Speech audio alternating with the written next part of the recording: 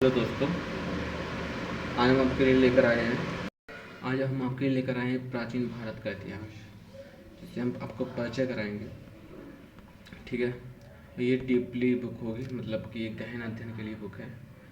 आपको fact basis जानकारियाँ इसमें मिलेंगी, लेकिन साथ में पूरी डिटेल मिलेगी कि वो फैक्ट आया कहाँ से। और ये राम शरण शर्मा ने लिखी बुक है। ठीक है, तो एक बार इसको देख लीजिए।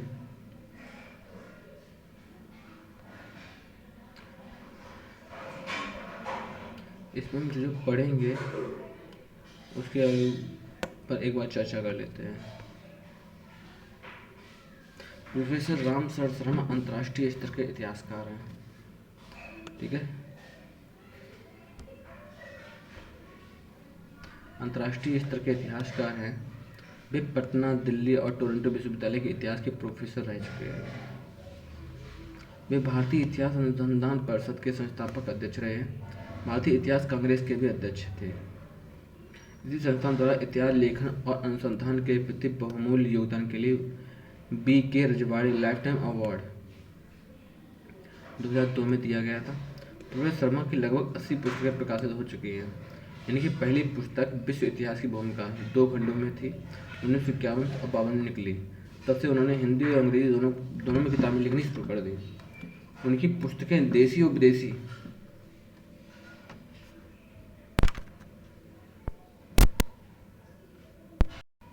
तो दोस्तों, हम आपको लेकर आए हैं आज हम आपके लिए लेकर आए हैं प्रोफेसर रामशरण शर्मा की बुक। ठीक है, जो प्राचीन भारत के इतिहास है, जिसमें आपको फैक्ट विशेष जानकारी मिलेंगी। साथ में ही वो फैक्ट आया कहाँ से, इसके बारे में भी जानकारी मिलेगी।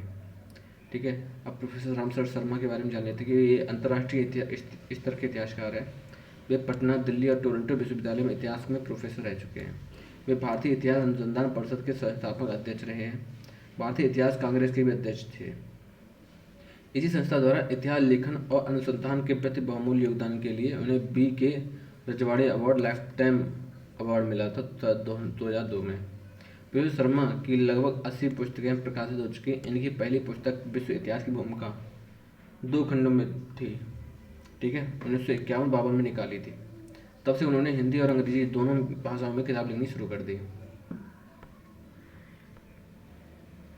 उनकी पुस्तकें देसी और विदेशी 15 भाषाओं में उपलब्ध हैं। उनकी पुस्तकों के अंतिम संस्करणों की संख्या 75 से भी अधिक है। प्रस्तुत पुस्तक लेखक ने मूल हिंदी में लिखा है, जो हम आपको बुक दिखा रहे हैं। ठीक है, वो उसको उन्होंने हिंदी में लिखा है। इनकी प्रसिद्ध पुस्तक देखें, शूद्रास इन एंशिएंट इंडिया, शूद्र मतलब, और उसके बाद material culture and social formative formations in ancient India, aspect of political ideas and structure in ancient India, Indian feudalism और early medieval Indian society, study of feudalisation looking for the Aryans. इन कुछ इनकी पुस्तकों के नाम है। तो प्रारंभिक भारत का परिचय देखेंगे हम। रामशरण शर्मा। ठीक है, काफ़ी ज़्यादा मानी जाती है बुक। हम पढ़ेंगे, यहाँ से पढ़ेंगे तीसरे अध्याय से, स्रोतों के प्रकार और इतिहास का निर्माण। ठीक है, भौतिक आवेश, सिक्के, अभिलेख, साहित्यिक स्रोत, विदेशी विवरण, ऐतिहासिक दृष्टि, इतिहास का निर्माण। ठीक है, भौगोलिक ढांचा पढ़ेंगे, उसके बाद पारिस्थितिकी और पर्यावरण देखेंगे।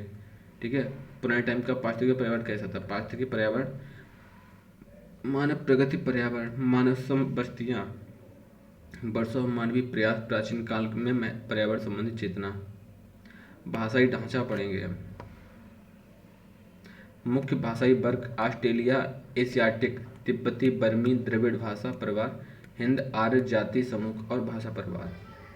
मानव का उद्भव और विकास, प्राचीन प्रस्तर युग, मानव प्रजाति के अफ्रीकी पूर्वज, भारत में मानव प्रजाति पुरापाषाण युग की अवस्थाएं, मध्य पाषाण युग, आर्किटेक्ट और पशुपालक, प्राचीन कलाकृतियाँ, नवपाषाण युग, प्रथम खाद्य उत्पादक एवं पशुपालक देखेंगे।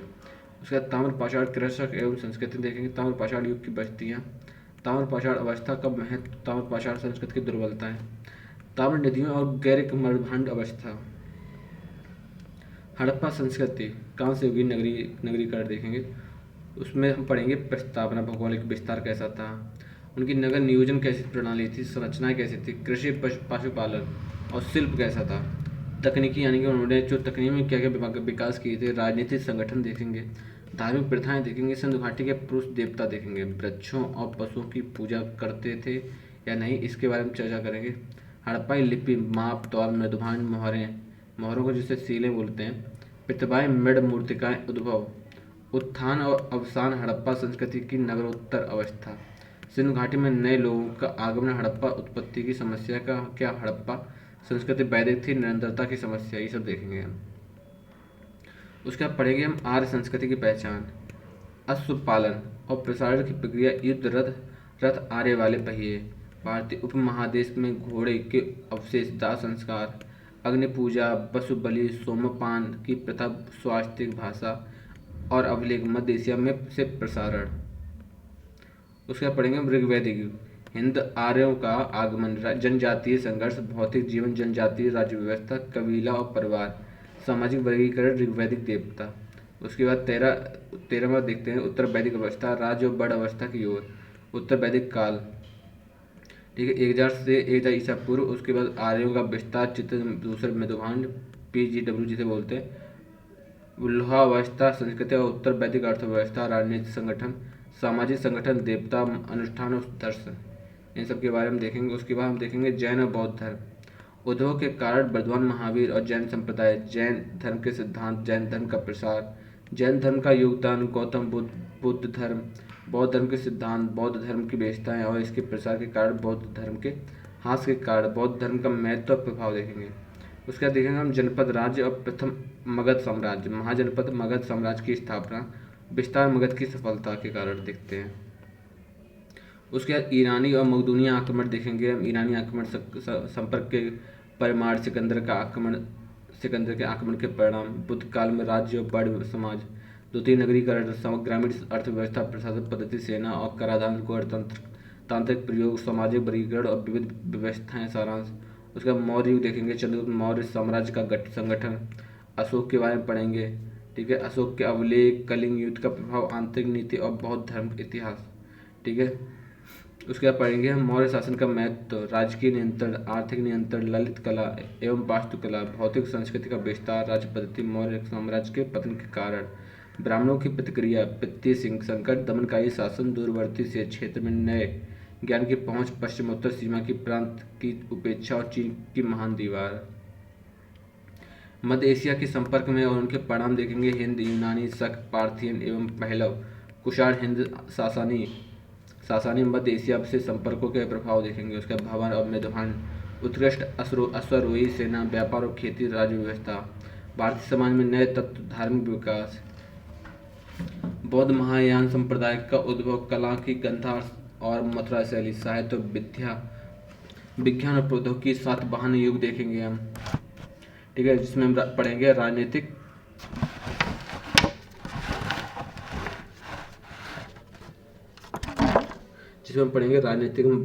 इतिहास, भौतिक संस्कृति के पहलू, समाज संगठन, प्रशासनिक ढांचा, धर्म, वास्तुकला, भाषा। उसके बाद 22वां चैप्टर होगा सुदूर दक्षिण में इतिहास का आरंभ, महापाषाण यानी मेगालिथिक और पृष्ठभूमि, राज्य का बनना और सभ्यता का उदय, 3 आरंभिक राज्य, धन और युद्ध, सामाजिक वर्गों का उदय, ब्राह्मण संस्कृति का आरंभ, तमिल भाषा और संगम साहित्य, संगम ग्रंथों में सामाजिक विकास की झलक। उसके बाद हम देखेंगे शिल्प, व्यापार और नगरों का विकास, शिल्प और शिल्पी व्यापार के मार्ग और केंद्र, विदेश व्यापार, मुद्रा, अर्थव्यवस्था, शहरी बस्तियां। उसका देखेंगे हम गुप्त साम्राज्य का उद्भव विकास, पृष्ठभूमि, चंद्रगुप्त प्रथम, समुद्रगुप्त और चंद्रगुप्त द्वितीय, गुप्त साम्राज्य का पतन। उसका 25वां देखेंगे हम गुप्तकालीन का जीवन, प्रशासन पद्धति, व्यापार और कृषि मूलक अर्थव्यवस्था की प्रवृत्तियां और सामाजिक गतिविधियां, बौद्ध धर्म की अवस्था, भागवत संप्रदाय का उद्भव और विकास, कलाएं, साहित्य, विज्ञान और प्रौद्योगिकी, पूर्वी भारत में सभ्यता का प्रसार देखेंगे। उसके बाद हम देखेंगे सभ्यता के लक्षण, उड़ीसा और पूर्वी एवं दक्षिण मध्य प्रदेश, बंगाल, असम और रचनात्मक काल। उसका 27वां चैप्टर होगा हर्ष और उसका काल, हर्ष का राज्य प्रशासन, हुआन सांग का विवरण, बौद्ध धर्म एवं नालंदा। प्रायद्वीप में नए राज्यों का गठन और ग्राम विस्तार देखेंगे। नई अवस्था, दक्कन और दक्षिण भारत के राज्य, पल्लव चालुक्य संघर्ष, उसका मंदिर, किसानों पर कर भार, ग्रामीण विस्तार, सामाजिक ढांचा, ये सब देखेंगे। उसका देखेंगे हम दर्शन का विकास, जिसमें हम सांख्य, योग, न्याय, वैशेषिक, मीमांसा, वेदांत, जीवन के प्रति भौतिकवादी दृष्टियों, ये सब देखेंगे। उसके बाद भारत का एशियाई देशों से सांस्कृतिक संपर्क देखेंगे, प्राचीन से मध्यकाल की ओर। ठीक है, सामाजिक संकट और भूमि वितरण, भूस्वामियों का उदय, नई कृषि अर्थव्यवस्था, व्यापार का ह्रास और प्राचीन नगरों का पतन, पर्ण व्यवस्था में परिवर्तन, क्षेत्रीय पहचान, साहित्यिक, देवी अनुक्रम, भक्ति संप्रदाय, तंत्रवाद, सारांश, ये सबको हम देखेंगे। उसके बाद 32वां चैप्टर होगा कि प्राचीन काल में सामाजिक बदलाव की सिलसिला, जनजाति और पशुचारण अवस्था, कृषि और उच्च वर्गों का उद्भव, उत्पादन और शासन का बड़मूलक व्यवस्था, सामाजिक संकट और भूस्वामी वर्ग का उदय, प्राचीन भारत की विरासत देखेंगे, धर्म, बड़ व्यवस्था, दार्शनिक पद्धतियाँ, शिल्प और प्रौद्योगिकी, राजतंत्र, विज्ञान, गणित, आयुर्वेद, भूगोल, कला और साहित्य। उसके बाद ग्रंथों की सूची देखेंगे, उसके अनुक्रमणीय इंडेक्स देखेंगे। ठीक है, तो हम टोटल हैं चैप्टर 33, टोटल चैप्टर 33 है। हम इनको कवर कराने की लगभग 2 से ढाई महीने लगाएंगे। ठीक है, लगभग 2.5 महीने मान लो। ठीक है, 2.5 क्यों, 3 ही मान लो, 3 मंथ का ये होगा, जिसमें से हम पूरी बुक को पढ़ेंगे और अच्छे से पढ़ेंगे। 3 मंथ्स लगाएंगे। ठीक है, जिनमें से हम ये बुक पूरी अच्छे से पढ़ेंगे। 33 चैप्टर है और 33 चैप्टर को हम 3 में डिवाइड कर लेते हैं, यानी कि 11 चैप्टर। ठीक है, 1 मंथ के अंदर हमें 11 चैप्टर कंप्लीट करने होंगे। ठीक है, और 1 मंथ में हम सिर्फ 11 चैप्टर ही पढ़ेंगे और उसके बाद इन 11 चैप्टर्स के क्वेश्चन या जो भी इससे रिलेटेड हर चीज़ बहुत अच्छे देखेंगे, बार बार रिवीज करेंगे अगर टाइम बचा तो इन 1 महीने के अंदर। चलो शुरू करते हैं। ठीक है, मानचित्र में भारत, प्राकृतिक, भारत वार्षिक वर्षा, भारत में तांबे लोहे सोने के निक्षेप, हड़प्पा सभ्यता का विस्तार। आगे बढ़ते हैं। प्रस्तुत पुस्तक की नींव 1977 में प्राचीन भारत में के प्रकाशन से पड़ी। प्राचीन भारत अभी तक 9 देशी और विदेशी भाषाओं में निकल चुकी है तथा 2 और भाषाओं से निकलने वाली। 1980 में से इसका विषय वस्तु भी बदलता रहा है। प्रस्तुत पुस्तक में 4 नए अध्याय जोड़े गए। यह केवल राजनीतिक इतिहास तक ही सीमित नहीं है, इसमें आर्थिक, सामाजिक और सांस्कृतिक विषयों का भी प्रतिपादन है। इस पुस्तक में प्रारंभ में 7वीं सदी तक भारतीय इतिहास का सर्वेक्षण है। इस काल में जो विभिन्न परिवर्तन हुए हैं उन्हें उजागर किया गया है। साथ ही साथ प्रारंभिक भारत की विरासत भी दर्शाई गई है। तो ये देख रहे हैं, जैसे कि आप देख चुके हैं, ये क्या है। ठीक है, ये गुफा या उसमें वहाँ पर जो चित्र मिले हैं उसकी फोटो है। ठीक है, आपको ये हड्डियाँ दिखाई दे रही हैं। तो चैप्टर नंबर 3 से शुरू करेंगे। स्रोतों के प्रकार और इतिहास का वर्णन। ठीक है, भौतिक अवशेष। प्राचीन भारत के निवासियों ने अपने पीछे अनगिनत भौतिक अवशेष छोड़े हैं। ठीक है, दक्षिण भारत में पत्थर के मंदिर और पूर्व भारत में ईंटों के विहार आज भी धरातल पर देखने को मिलते हैं और उस युग का स्मरण कराते हैं जब देश में भारी संख्या में भवनों का निर्माण हुआ था। परंतु इन भवनों के अधिकांश अवशेष सारे देश में बिखरे अनेकानेक टीलों के नीचे दबे हैं। ठीक है, टीलों के नीचे दबे हैं। चलो ठीक है, उसके बाद अब यहाँ से टीले के बारे में आते हैं। टीला धरती की सतह के उस उभरे हुए भाग को कहते हैं जिसके नीचे पुरानी बस्तियां के अवशेष रहते हैं। यह कई प्रकार के हो सकते हैं, एकल सांस्कृतिक, मुख्य सांस्कृतिक और बहुसांस्कृतिक। एकल सांस्कृतिक वो होते हैं जिनमें केवल एक संस्कृति दबी होती है और मुख्य सांस्कृतिक होती है। अब देखते हैं, एकल सांस्कृतिक टीलों में सर्वत्र एक ही संस्कृति दिखाई देती है। कुछ टीले केवल चित्रित दूसर मृदुभांड अर्थात पैटर्न ग्रे वेयर पीजीडब्ल्यू संस्कृति के द्योतक है। कुछ सातवाहन संस्कृति के और कुछ कुषाण संस्कृति के हैं। मुख्य सांस्कृतिक टीलों में एक संस्कृति की प्रधानता रहती है और अन्य संस्कृतियां जो पूर्व काल की भी हो सकती हैं और उत्तर काल की भी हो सकती है। विशेष महत्व महत्व की नहीं होती है। बहुसंस्कृतियाँ टीलों में उत्तरोत्तर अनेक संस्कृतियाँ पाई जाती हैं, अनेक संस्कृतियाँ पाई जाती हैं जो कभी कभी एक दूसरे के साथ साथ चलती हैं। रामायण और महाभारत की भांति खोदे हुए गए टीले का उपयोग हम संस्कृति के भौतिक और अन्य पक्षों में क्रमिक स्तरों को उजागर करने के लिए करते हैं। ठीक है। टीलों की खुदाई दो तरह से की जा सकती है, अनुलंबन या क्षैतिज। अनुलंबन उत्खनन का अर्थ होता है सीधी खड़ी लंबवत खुदाई। ठीक है। अनुलंबन का क्या होता है? सीधी लंबवत खड़ी खुदाई, और जिससे कि वे विभिन्न संस्कृतियों का कालक्रम तातांत उद्घाटित हो। यह सामान्यतः इस तरह के कुछ भागों में ही सीमित रहता है। यह सामान्यतः इस तरह के कुछ भागों तक ही सीमित रहता है। क्षैतिज उत्खनन का अर्थ है सारे टीले की या उसके बृहद भाग की खुदाई। इस तरह से खुदाई से हम उस स्थल की काल विशेष की संस्कृति का पूर्ण आभास पा सकते हैं। ठीक है। तो क्षैतिज खुदाई और अनुलंब खुदाई के बारे में समझ चुके होंगे। अनुलंब खुदाई सीधे, ठीक है, सीधे सीधे होती है, इससे काल का पता लग सकता है। लेकिन जो क्षैतिज खुदाई होती है वो जैसे कि एक पूरा जगह है, पूरा एरिया, उसको साफ किया जाता है, उसके बाद उसके काल को विभाजित किया, उसके काल को पता लगाया जाए वो किस टाइम की संस्कृति रही होगी, और उसकी कलाएं क्या होंगी, भवन निर्माण, इन सबको देखकर आभास लगाया जाता है। अधिकांश स्थलों की अनुलंब खुदाई होने के कारण उनमें हम भौतिक संस्कृति का अच्छा खासा कालानुक्रम सिलसिला मिल जाता है। क्षैतिज खुदाइयाँ खर्चीली होने के कारण बहुत कम की गई हैं। फलस्वरूप उत्खननों से प्राचीन भारतीय इतिहास के अनेक अवस्थाओं के भौतिक जीवन का पूर्ण और समग्र चित्र नहीं मिल पाया है। जिन टीलों का उत्खनन हुआ है उनके भी पुरावेश विभिन्न अनुपातों में ही सुरक्षित हैं। सूखी जलवायु के कारण पश्चिमी उत्तर प्रदेश, राजस्थान और पश्चिमोत्तर भारत के अवशेष अधिक सुरक्षित बने हैं।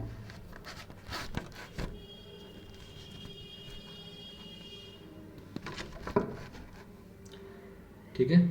भारत के पुरावेश अधिक सुरक्षित बने रहते हैं, परंतु मध्य गंगा के मैदानी और डेल्टाई क्षेत्रों के नम और आर्द्र जलवायु में लोहे के औजार भी संचालित हो जाते हैं, और कच्ची मिट्टी से बने भवनों के अवशेषों को खोजना कठिन होता है।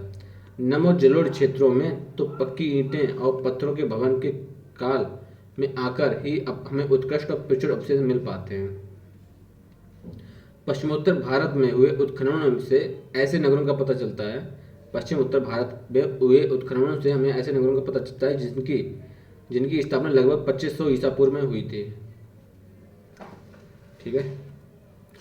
पश्चिम उत्तर भारत में हमें ऐसे उत्खननों में ऐसे नगरों का पता चलता है जिनकी स्थापना लगभग 2500 ईसा पूर्व में हुई थी। इसी प्रकार उत्खननों से हमें गंगा की घाटी में विकसित भौतिक संस्कृति के बारे में जानकारी मिलती है। इससे पता चलता है कि उस समय के लोग जिन बस्तियों में रहते थे उनका ढांचा कैसा था। ठीक है। इससे क्या पता चलता है कि उस समय के लोग जिन बस्तियों में रहते थे उनका ढांचा कैसा था, वे किस प्रकार के मेदोभांड उपयोग में लाते थे, किस प्रकार के घरों में रहते थे, भोजन में किन अनाजों का इस्तेमाल करते थे और कैसे औजारों तथा हथियारों का उपयोग करते थे। दक्षिण भारत के कुछ लोग मृत व्यक्ति के शव के साथ औजार, हथियार और मिट्टी के बर्तन आदि चीजें भी कब्र में गाड़ देते थे। इसके ऊपर एक घेरे में बड़े बड़े पत्थर खड़े कर दिए जाते थे। ऐसे स्मारक को महापाषाण यानी मेगालिथिक कहते हैं। ठीक है। ऐसे स्मारक को महापाषाण मेगालिथ कहते हैं। हालांकि सभी महापाषाण ऐसी श्रेणी में नहीं आते हैं। इनकी खुदाई बतलाती है कि लौह युग की शुरुआत होने पर दक्कन के लोग किस प्रकार का जीवन व्यतीत करते थे।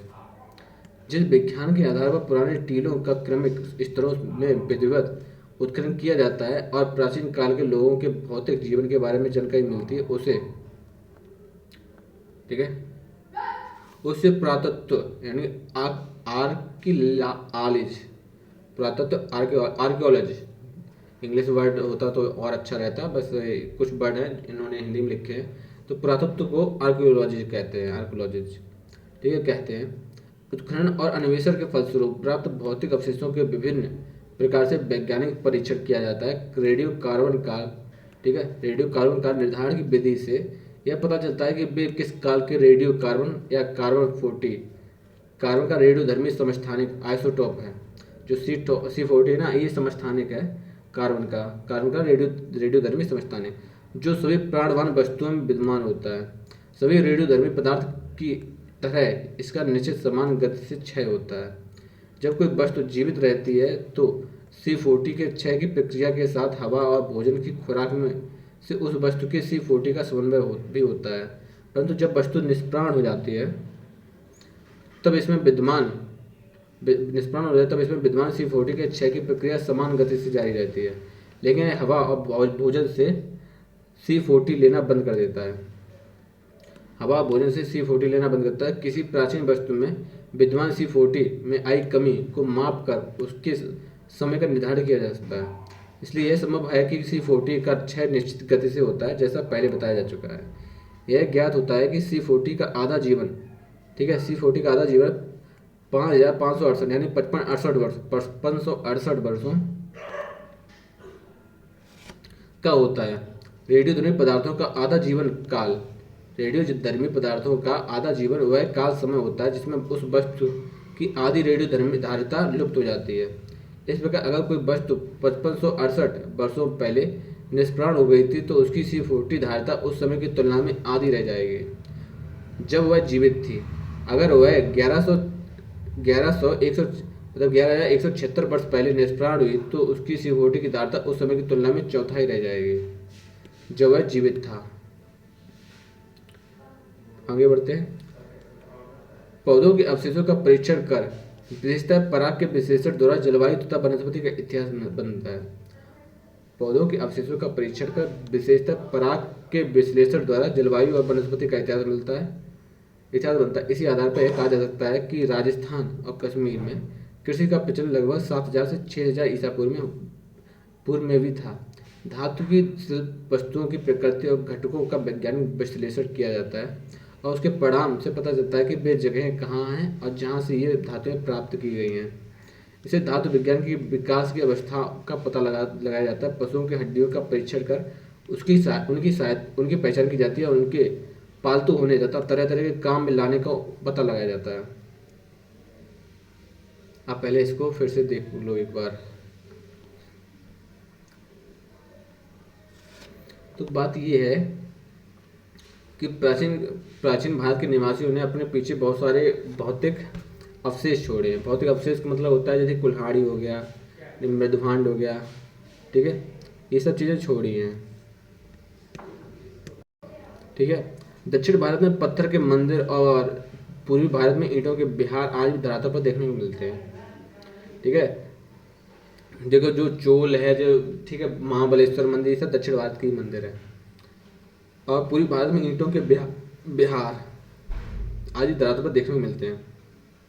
बिहार वो होता है जैसे कि हम रास्ते में जा रहे हैं और 300-400 किलोमीटर की यात्रा है और हमें कहीं रुकना है तो हम, ठीक है, इन बिहारों में रुक सकते हैं और उस युग का स्मरण कराते हैं जब देश में भारी संख्या में भवनों का निर्माण हुआ था। परंतु इन भवनों में अधिकांश सारे देश में बिखरे अनेकानेक टीलों के नीचे दबे हैं, ठीक है। देखो हमारे प्राचीन भारत से यह निष्कर्ष, जो भी प्राचीन भारत से खुदाई हुई है उससे यह निष्कर्ष निकलता है कि प्राचीन भारत में, ठीक है, मतलब बहुत सारे भवन बनाए गए थे, ठीक है। कुछ पत्थर के बनाए गए थे तो कुछ ईंटों के बनाए गए थे। लेकिन सबसे बड़ी बात यह है कि आज सभी तो नहीं लेकिन लगभग में, ठीक है, 99%, ठीक है, तो लगभग 90% वो जमीन के अंदर दब गए हैं, ठीक है, और उनके ऊपर मिट्टी आ गई है जिसकी वजह से वो एक टीले का निर्माण करते हैं, ठीक है। ये टीले भी अनेक प्रकार के होते हैं। ये टीले मुख्यतः 3 प्रकार के माने जाते हैं।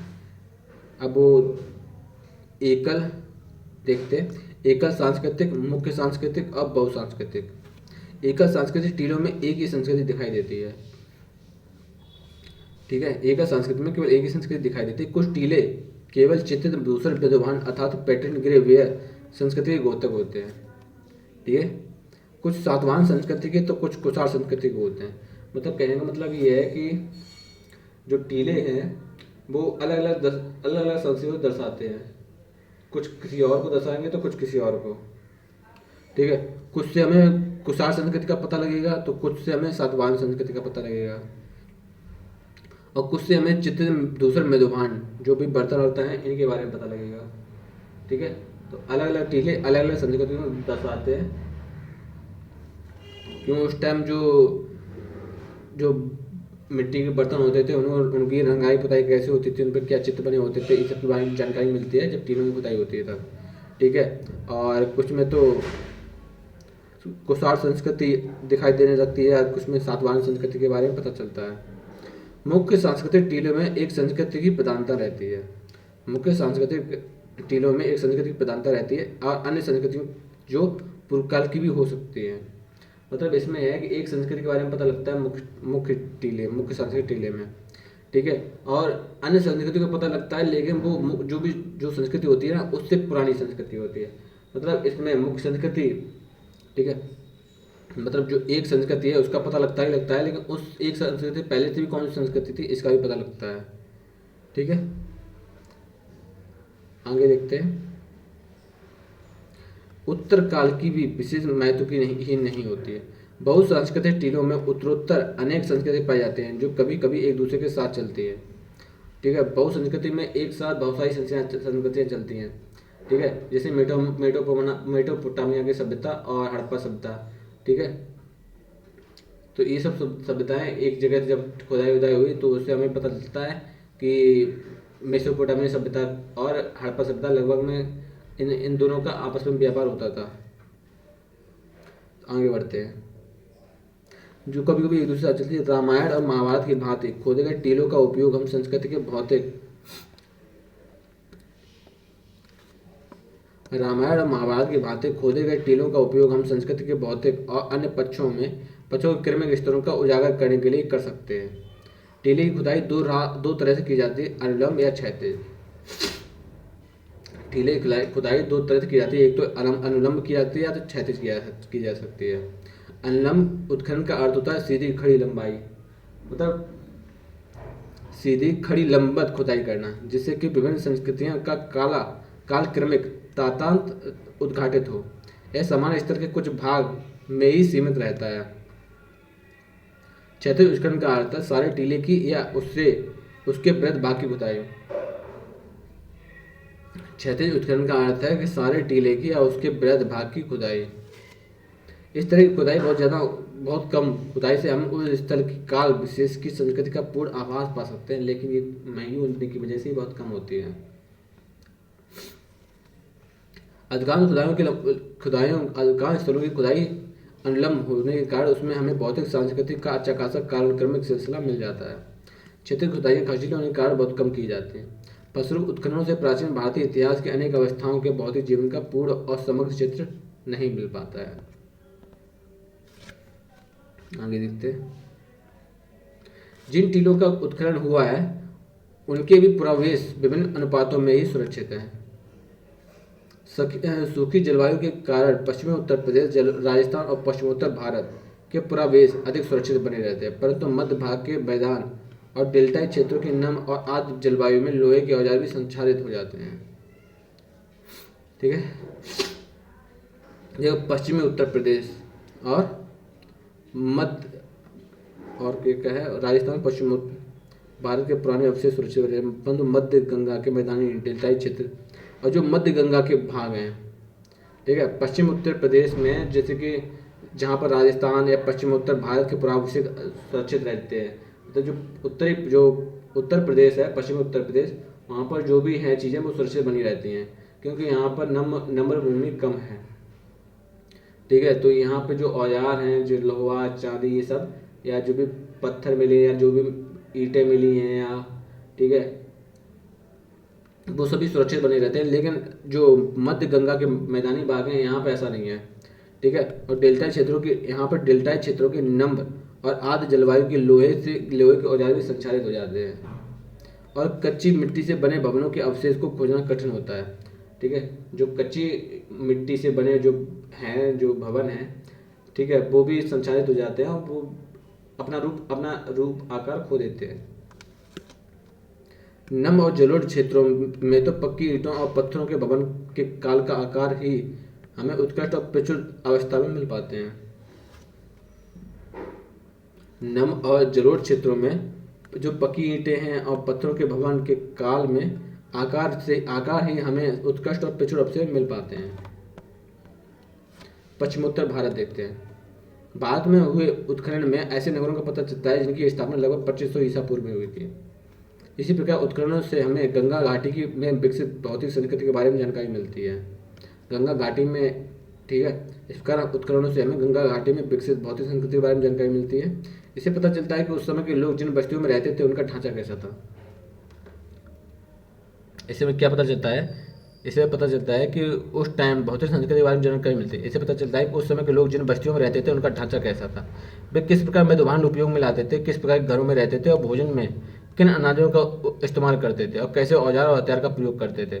दक्षिण भारत के कुछ लोग मृत व्यक्तियों के साथ औजार, हथियार, मिट्टी के बर्तन आदि चीजें भी कब्र में गाड़ते थे। ठीक है, आगे बढ़ते हैं। इसके ऊपर एक घेरे में बड़े बड़े पत्थर खड़े कर दिए जाते थे। ऐसे स्मारक को मेगालिथ कहते हैं। हालांकि सभी महापाषाण इस श्रेणी में नहीं आते हैं। इसकी खुदाई बतलाती है कि लौह युग की शुरुआत होने पर दक्कन के लोग किस प्रकार का जीवन व्यतीत करते थे। जिस विज्ञान के आधार पर पुराने टीलों का क्रमिक स्तरों में विधिवत उत्खनन किया जाता है और प्राचीन काल के लोगों के भौतिक जीवन के बारे में जानकारी मिलती है, इसे पुरातत्व यानी आर्कियोलॉजी कहते हैं। उत्खनन और अन्वेषण के फलस्वरूप प्राप्त भौतिक अवशेषों का विभिन्न प्रकार से वैज्ञानिक परीक्षण किया जाता है। उत्खनन और अन्वेषण के फलस्वरूप प्राप्त भौतिक अवशेषों का विभिन्न प्रकार के वैज्ञानिक परीक्षण किया जाता है। रेडियो कार्बन काल निर्धारित की विधि से यह पता चलता है कि वे किस काल के हैं। रेडियो कार्बन या C40, जो C40 ना, ये समस्थानिक है, रेडियोधर्मी समस्थानिक है, आइसोटॉप जिसे बोलते हैं। तो जो सभी प्राणवान वस्तुओं में विद्यमान होता है, ये C40 ना, वो सभी प्राणवान वस्तुओं में विद्यमान होता है। सभी रेडियोधर्मी पदार्थ की तरह इसका निश्चित समान गति से क्षय होता है। जब कोई वस्तु जीवित रहती है तो C40 के क्षय की प्रक्रिया के साथ हवा और भोजन की खुराक से उस वस्तु के C40 का समन्वय भी होता रहता है। परंतु जब वस्तु निष्प्राण हो जाती है तब इसका विद्यमान C40 के क्षय की प्रक्रिया समान गति से हो जाती रहती है, लेकिन यह हवा और भोजन से C40 लेना बंद कर देता है। किसी प्राचीन वस्तु में C40 में आई कमी उसके समय का निर्धारण किया जा सकता है। इसलिए संभव है कि क्योंकि C40 का क्षय निश्चित गति से होता है। जैसा पहले बताया जा चुका है कि यह ज्ञात होता है कि C40 का आधा जीवन 5568 वर्षों का होता है। ठीक है, रेडियोधर्मी पदार्थ का आधा जीवन वह समय है जिसमें उस वस्तु की आधी रेडियोधर्मी पदार्थता लुप्त हो जाती है। इस प्रकार अगर कोई वस्तु 5568 वर्षों पहले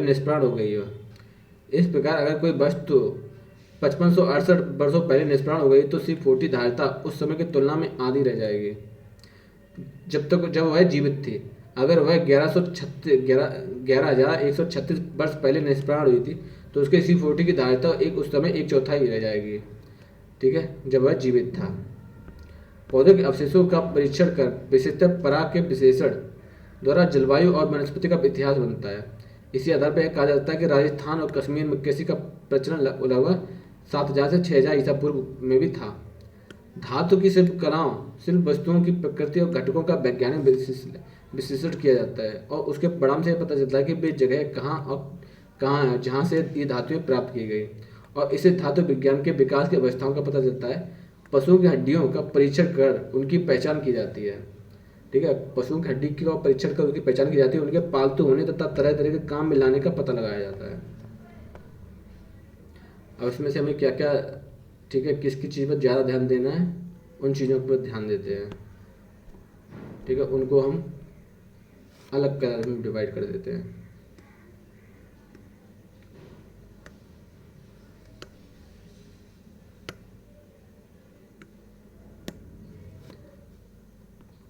तो हम इसमें देखेंगे भौतिक अवशेष छोड़े गए हैं। दक्षिण भारत के पत्थर के मंदिर, दक्षिण भारत में सबसे ज़्यादा मिले हैं पत्थर के मंदिर, और पूर्वी भारत में ईंटों के बिहार। उस युग का स्मरण कराते जब देश में भारी संख्या में भवनों का निर्माण हुआ, परंतु इन भवनों के अधिकांश अवशेष सारे देश में बिखरे अनेक टीलों में दबे हैं। टीला भाग धरती की सतह के उभरे भाग को कहते हैं जिसके नीचे पुरानी वस्तुओं के अवशेष रहते हैं। ये कई प्रकार के होते हैं, एकल सांस्कृतिक, अमुख्य सांस्कृतिक और बहुसांस्कृतिक। ठीक है, एकल सांस्कृतिक टीलों में सर्वत्र एक ही संस्कृति दिखाई देती है। कुछ टीलों में केवल चित्र दूसर मधुबन अर्थात पैटर्न ग्रे वेयर सांस्कृतिक द्योतक होते हैं। कुछ सातवाहन संस्कृति के और कुछ कुषाण संस्कृति के। मुख्य सांस्कृतिक टीलों में एक संस्कृति प्रधानता रहती है। अन्य संस्कृति जो पूर्व काल की भी हो सकती है, उत्तर काल की भी विशेष महत्व की नहीं होती हैं। बहुत संस्कृतिक टीलों में उत्तरोत्तर अनेक संस्कृतियाँ पाई जाती हैं जो कभी कभी एक दूसरे के साथ चलती हैं, रामायण और महाभारत की भांति। खोदे गए टीले का उपयोग हम संस्कृति के भौतिक और अन्य पक्षों के क्रमिक स्तरों को उजागर करने के लिए कर सकते हैं। टीले की खुदाई दो तरह से की जाती है, या तो अनुलंब या तो क्षैतिज। अनुलंब का अर्थ होता है सीधी खड़ी, ठीक है, सीधी खड़ी लंबवत खुदाई जिससे कि विभिन्न संस्कृति का कालक्रम तथा उद्घाटित होता है। यह संबंध स्थल के कुछ भाग पर ही सीमित रहते हैं। क्षैतिज उत्खनन का अर्थ होता है सारे टीले की, ठीक है, सारे टीले और उसके एक भाग की खुदाई, उसके बृहद भाग की खुदाई। इस तरह से खुदाई से हमें उस स्थल के काल विशेष संस्कृति का पूरा आभास होता है। अधिकांश स्थलों की अनुलंब खुदाई होने के कारण उनमें हमें भौतिक संस्कृति का अच्छा खासा कालानुक्रम में सिलसिला मिल जाता है। क्षैतिज खुदाई खर्चीली होने के कारण बहुत कम होती है। फलस्वरूप उत्खननों से प्राचीन भारतीय इतिहास की अनेक अवस्थाओं के भौतिक जीवन का पूर्ण और समग्र चित्र नहीं मिल पाता है। जिन टीलों का उत्खनन हुआ है उनके भी पुरावशेष विभिन्न अनुवादों में सुरक्षित है। सूखी जलवायु के कारण पश्चिमोत्तर उत्तर प्रदेश, राजस्थान, भारत का अवशेष सुरक्षित है। सूखी जलवायु के कारण, ठीक है, राजस्थान पश्चिमोत्तर भारत के पुरावशेष अधिक सुरक्षित है, जबकि मध्य गंगा, ठीक है, मध्य गंगा के मैदान डेल्टा क्षेत्रों की नम और आर्द्र जलवायु के लिए लोहे के औजार संचालित हो जाते हैं। कच्ची मिट्टी से बने भवन के अवशेषों को खोजना कठिन हो जाता है। नम और जलोढ़ क्षेत्रों में तो पक्की ईंटों और पत्थरों के भवनों के काल में आकारी उत्कृष्ट और पिछड़ अवशेष मिले हैं। पश्चिमोत्तर भारत में हुए उत्खननों से ऐसे नगरों को पता चलता है जिनकी स्थापना लगभग 2500 ईसा पूर्व हुई थी। इस प्रकार उत्खननों से हमें गंगा की घाटी में विकसित भौतिक संस्कृति के बारे में जानकारी मिलती है। इसे पता चलता है कि उस समय के लोग जिन बस्तियों में रहते थे उनका ढांचा कैसा था, वे किस प्रकार मृदुभांड उपयोग में लाते थे, किस प्रकार घरों में रहते थे, भोजन के किन अनाजों का इस्तेमाल करते थे, कैसे औजारों या हथियार का उपयोग करते थे। दक्षिण भारत के कुछ लोग मृत व्यक्ति के शव के साथ औजारों, हथियार और मिट्टी के बर्तन आदि चीजें कब्र में गाड़ देते थे। ठीक है, इसके ऊपर एक घेरे का बड़े बड़े पत्थर खड़े कर देते थे। ठीक है, बड़े बड़े पत्थर इकट्ठे कर देते थे घेर कर।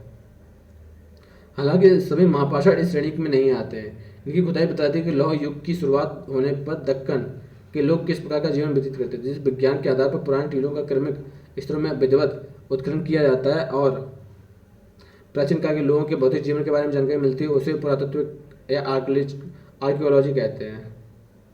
उत्खनन और अन्वेषण के फलस्वरूप प्राप्त भौतिक अवशेषों का विभिन्न प्रकार से वैज्ञानिक परीक्षण किया जाता है। रेडियो कार्बन काल निर्धारित की विधि से पता चलता है कि ये वे किस काल के हैं। रेडियो कार्बन काल निर्धारित की विधि ऐसे पता चलता है कि वे किस काल के हैं। C40,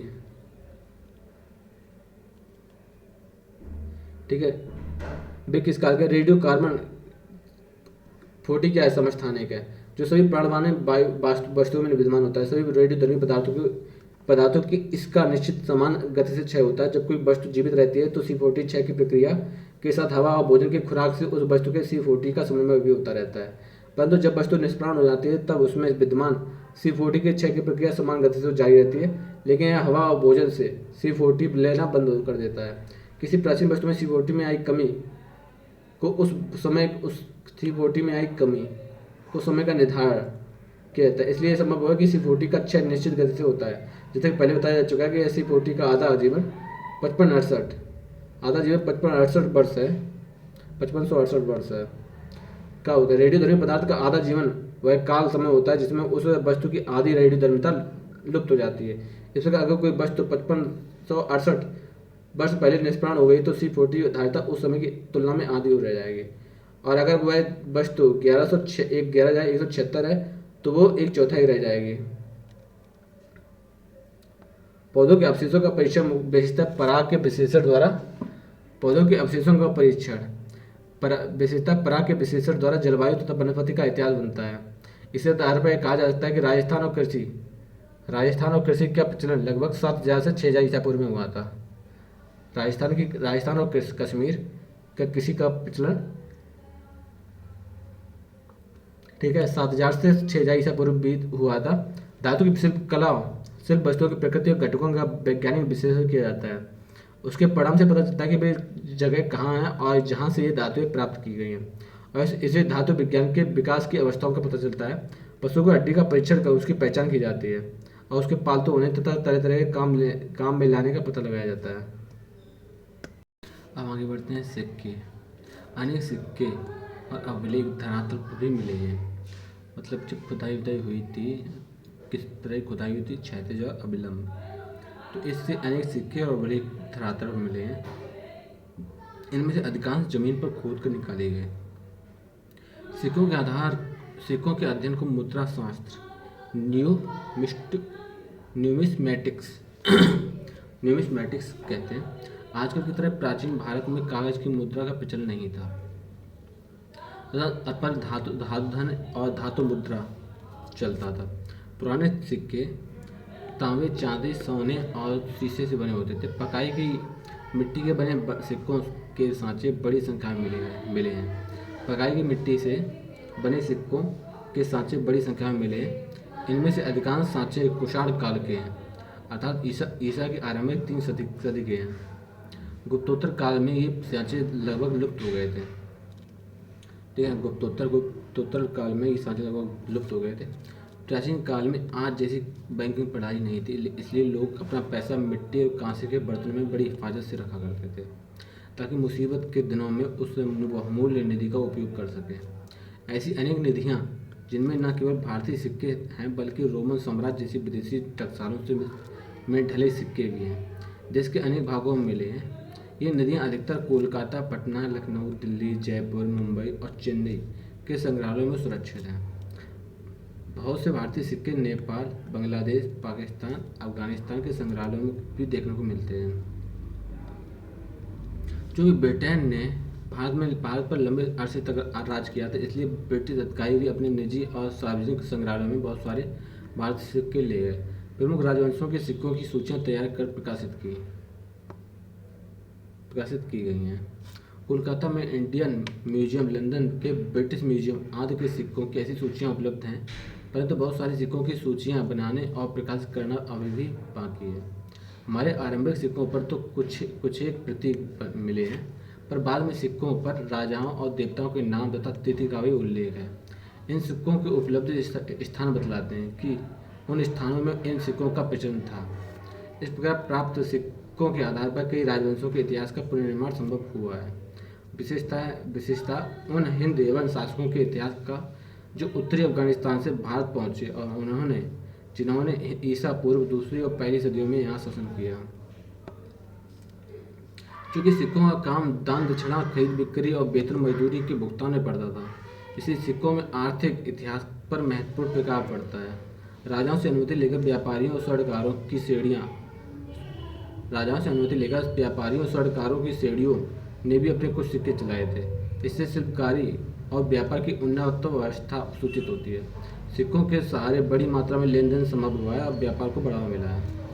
सबसे अधिक सिक्के मौर्योत्तर काल में मिले हैं, जो विशेषतः शीशे, पोटिन, तांबे, कांसे और चांदी और सोने के हैं। ठीक है, मौर्योत्तर काल में मिले हैं जहाँ पर शीशे, पोटिन, तांबे, कांसे, चांदी और सोने के हैं। गुप्त शासकों ने सोने के सिक्के सबसे अधिक जारी किए थे। ठीक है, तो गुप्त शासकों ने सोने के सिक्के सबसे अधिक जारी किए थे। इन सबसे पता चलता है कि व्यापार वाणिज्य विशेषता मौर्योत्तर काल में तथा गुप्त काल में अधिक भाव में खूब ही बढ़ा। इसके लिए विपरीत गुप्तोत्तर काल में बहुत कम सिक्के मिले हैं, जिससे यह प्रकट होता है कि उन दिनों व्यापार वाणिज्य शिथिल हो गया था। सिक्कों पर राजवंशों और देवताओं के चित्र, धार्मिक प्रतीक तथा लेख भी अंकित रहे हैं। सिक्कों पर राजवंशों और देवताओं के चित्र, धार्मिक प्रतीक और लेख भी अंकित हुए हैं, जिनसे तत्कालिक कला और धर्म पर प्रकाश पड़ता है। अब लेख देखते हैं। सिक्कों से ही कहीं अधिक महत्व के अभिलेख हैं। सिक्कों से भी कई अधिक महत्व के अभिलेख हैं। इनके अध्ययन को पुरालेख शास्त्र कहते हैं, जिसे बोलते हैं एपिग्राफी। इनकी तथा दूसरे पुराने दस्तावेजों की प्राचीन तिथि के अध्ययन को पुरालिपि शास्त्र यानी पैलोग्राफी कहते हैं। अभिलेख मोहरों, प्रस्तंभों, स्तूपों, चट्टानों और ताम्रपत्रों पर मिलते हैं तथा मंदिर की दीवारों और ईंटों पर मूर्तियां भी हैं। समग्र देश में आरंभिक अभिलेखों पत्थरों पर खुदे मिलते हैं। समस्त देश में आरंभिक अभिलेख पत्थरों पर खुदे मिलते हैं, किंतु ईसा के आरंभिक शतकों में इस काम में ताम्रपत्रों का प्रयोग आरंभ हुआ। तथापि पत्थर पर अभिलेख खोदने की परिपाटी दक्षिण भारत के व्यापक स्तर पर जारी रही। दक्षिण भारत में मंदिरों के दीवारों पर भी स्थायी स्मारकों के रूप में बड़ी संख्या में अभिलेख खोदे गए हैं। सिक्कों की तरह अभिलेख भी देश के विभिन्न संग्रहालयों में सुरक्षित है। सबसे अधिक अभिलेख मैसूर के पुरालेख के कार्यालय में संग्रहित हैं। आरंभिक अभिलेख प्राकृत भाषा में और ये ईसा पूर्व 3री सदी के हैं। अभिलेखों में संस्कृत भाषा ईसा की 2री सदी में मिलने लगती है। 4वीं और 5वीं सदी में इसका सर्वत्र व्यापक प्रयोग होने लगा था, तब भी प्राकृत का प्रयोग समाप्त नहीं हुआ। अभिलेखों में प्रादेशिक भाषाओं का प्रयोग 9वीं से 10वीं सदी में होने लगा। मौर्योत्तर तथा गुप्त काल के अधिकांश अभिलेख करपास इंस्क्रिप्शन इंडिकेरम नामक ग्रंथमाला में संकलित करके प्रकाशित किए गए, परंतु गुप्तोत्तर काल के अभिलेख अभी तक इस प्रकार सुव्यवस्थित रूप से संकलित नहीं हुए हैं। दक्षिण भारत के अभिलेखों के स्थान क्रम सूचियाँ प्रकाशित हुई हैं, फिर भी 50,000 से भी अधिक अभिलेख, जिनमें अधिकांश दक्षिण भारत के हैं, प्रकाशन की प्रतीक्षा कर रहे हैं। हड़प्पा संस्कृति के अभिलेख अभी तक पढ़े नहीं जा सके हैं। ये संभवतः ऐसी किसी भाव चित्रात्मक लिपि में लिखे गए हैं जिनमें विचारों और वस्तुओं को चित्रों के रूप में व्यक्त किया जाता है। अशोक के शिलालेख ब्राह्मी लिपि में है। यह लिपि बाएं से दाएं लिखी गई थी। उसके कुछ शिलालेख खरोष्टी लिपि में भी हैं जो दाएं से बाएं लिखी गई थी, लेकिन पश्चिमोत्तर भाग के अलावा भारत के विभिन्न प्रदेशों में ब्राह्मी लिपि का ही प्रचार रहा है। पाकिस्तान और अफगानिस्तान के अशोक के शिलालेखों में यूनानी और अरामाइक लिपियां का भी प्रयोग हुआ है। पाकिस्तान और अफगानिस्तान के अशोक के शिलालेखों में यूनानी और अरामाइक लिपियों का भी प्रयोग हुआ है। गुप्त काल के अंत तक देश की प्रमुख लिपि ब्राह्मी ही रही है। यदि ब्राह्मी और इसकी विभिन्न शैलियों की भलीभांति ज्ञान हो जाए तो कोई भी पुरालेखविद ईसा की 8वीं सदी तक अधिकांश पुरालेखों को पढ़ सकता है, परंतु इसके बाद इस लिपि की प्रादेशिक शैलियों में भारी अंतर आ गया था और इन्हें अलग अलग नाम दे दिए गए। सबसे पुराने अभिलेख हड़प्पा संस्कृति की मोहरों पर मिलते हैं। ये लगभग 2500 ईसा पूर्व के हैं, जिनको पढ़ना अब तक संभव नहीं हो सका है। देश के सबसे पुराने अभिलेख जो पढ़े जा चुके हैं वे हैं ईसा पूर्व 3री सदी के अशोक के अभिलेख। अशोक के अभिलेख को किसने पढ़ा था? जेम्स प्रिंसेप ने। तो 14वीं सदी में फिरोज शाह तुगलक को अशोक के 2 स्तंभलेख मिले थे, एक मेरठ और दूसरा हरियाणा के टोपरा नामक स्थान से। उसने इन्हें दिल्ली मंगवाया और अपने राज्य के पंडितों से पढ़वाने का प्रयास किया, पर कोई भी पंडित पढ़ नहीं पाया। 18वीं सदी के अंतिम चरण में अंग्रेजों ने उन्हें पढ़ने की कोशिश की तो उन्हें भी इसी कठिनाई का सामना करना पड़ा। इन अभिलेखों को पढ़ने में सर्वप्रथम 1837 में सफलता मिली जेम्स प्रिंसेप को, जो समय बंगाल में ईस्ट इंडिया कंपनी की सेवा में ऊंचे पद पर थे। अभिलेखों के अनेक प्रकार हैं। कुछ अभिलेखों में अधिकारियों को और जनता के लिए जारी की सामाजिक, धार्मिक और प्रशासनिक राजनीतियों और निर्णयों की सूचना रहती है। अशोक के शिलालेख इसी कोटि के हैं। दूसरी कोटि में वे अनुष्ठानिक अभिलेख आते हैं जिन्हें बौद्ध, जैन, वैष्णव, शैव आदि संप्रदायों के अनुयायियों ने भक्तिभाव से स्थापित स्तंभों, प्रस्तर फलकों, मंदिरों और प्रतिमाओं पर उत्कीर्ण कराया। तीसरी कोटि में वे प्रस्तुतियाँ आती हैं जिनमें राजाओं और विजेताओं के गुणों और कीर्तियों का बखान है, तो उनकी पराजयों और कमजोरियों का भी जिक्र है। समुद्रगुप्त का प्रयाग प्रस्तुति इस कोटि का उदाहरण है। इस सभी के अलावा बहुत सारे ऐसे दान पत्र मिले हैं जिनमें न केवल राजाओं और राजपुत्रों द्वारा बल्कि शिल्पियों और व्यापारियों द्वारा भी मुख्यतः धर्मार्थ, पैसा, मवेशी, भूमि आदि का दान अभिलेखित है। मुख्यतः राजाओं और सामंतों द्वारा किए गए भूमि के अभिलेख विशेषतः महत्व के हैं, क्योंकि इनमें प्राचीन भारत की व्यवस्था और प्रशासन के बारे में महत्वपूर्ण सूचनाएं मिलती हैं। ये अभिलेख अधिकतर ताम्रपत्रों पर उकेरे गए। इनमें भिक्षुओं और ब्राह्मणों, मंदिरों, बिहारों, जागीरदारों और अधिकारियों को दिए गांव, भूमियों और राजस्व के दानों का विवरण है। ये विभिन्न भाषाओं में लिखे मिलते हैं, जैसे प्राकृत, प्राकृतिक, संस्कृत, तमिल और तेलुगु आदि में। साहित्यिक स्रोत देखते हैं। यद्यपि प्राचीन भारत के लोगों को लिपि का ज्ञान 2500 ईसा पूर्व में था, परंतु हमारी प्राचीनतम उपलब्धियां पांडुलिपियां ईसा की 4वीं सदी से पहले की नहीं हैं। ये भी मध्य एशिया से प्राप्त हुई हैं। भारत में पांडुलिपियां भोजपत्रों, तालपत्रों पर लिखी मिलती हैं, परंतु मध्य एशिया, जहाँ भारत से प्राकृत भाषा फैल गई थी, ये पांडुलिपियां मेष, चर्म और काष्ठ फलकों पर ही लिखी गई हैं। इन्हें हम भले ही अवलेख कह दें, परंतु ये एक प्रकार की पांडुलिपियां ही हैं। उन दिनों मुद्रण कला का आविष्कार नहीं हुआ था, इसलिए ये पांडुलिपियां मूल्यवान समझी जाती हैं। वैसे तो समूचे भारत में संस्कृत की तो पुरानी पांडुलिपियां मिली हैं, परंतु इनमें से अधिकतर दक्षिण भारत में कश्मीर, नेपाल से प्राप्त हुई हैं। आजकल अधिकांश अभिलेख संग्रहालय और पांडुलिपियां पुस्तकालय में संचित सुरक्षित रखी गई हैं। अधिकांश प्राचीन ग्रंथ धार्मिक विषयों पर हैं। हिंदुओं के धार्मिक साहित्य में वेद, रामायण, महाभारत, पुराण आदि आते हैं। यह साहित्य प्राचीन भारत की सामाजिक व सांस्कृतिक स्थिति पर काफी प्रकाश डालता है, किंतु देश और काल के संदर्भ में इसका उपयोग करना बहुत बड़ा कठिन है। ऋग्वेद को 1500 से 1000 ईसा पूर्व के लगभग का मान सकते हैं, लेकिन अथर्ववेद, यजुर्वेद, ब्राह्मण, अरण्यकों, उपनिषदों को 1000 से 500 ईसा के लगभग का माना जाएगा। प्रायः सभी वैदिक ग्रंथों में छेपक मिलता है, जो सामान्यतः आदि और अंत में रहता है, या ग्रंथों के बीच में भी छेपक का पाया जाना कोई असाधारण बात नहीं है। ऋग्वेद में मुख्यतः देवताओं की स्तुति हुई है, परंतु बाद में वैदिक साहित्यों में स्तुतियों के साथ साथ कर्मकांड, जादू टोना और पौराणिक व्याख्यान भी हैं। हाँ, उपनिषदों में हमें दार्शनिक चिंतन मिलते हैं, ठीक है, लेकिन साथ में कर्मकांड, जादू टोना ये सब भी मिलता है। बौद्धिक मूल ग्रंथ का अर्थ, वैदिक मूल ग्रंथ का अर्थ समझ में आए, इसके लिए वेदांगों अर्थात वेदों के अंग शास्त्रों का अध्ययन करना आवश्यक होता है, ठीक है। लेकिन अब इससे पहले कि हम थोड़ी और चीज़ें देख लेते हैं कि हमको क्या क्या चीज़ों पर विशेष ध्यान देना है।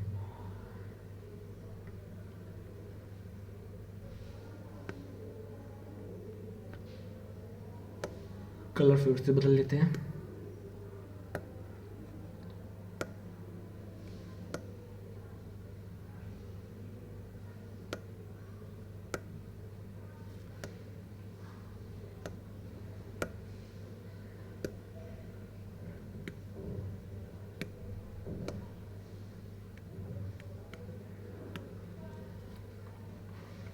तो ग्रहण विश्लेषण और ये सब हो गया था।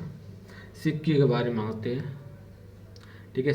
सिक्के अवलेख धरातल पर भी मिले हैं। इनमें से अधिकांश सिक्के जमीन को खोद कर निकाले गए। सिक्कों का अध्ययन, ठीक है, सिक्कों का अध्ययन क्या कहलाया जाता है? न्यूमैटिक्स।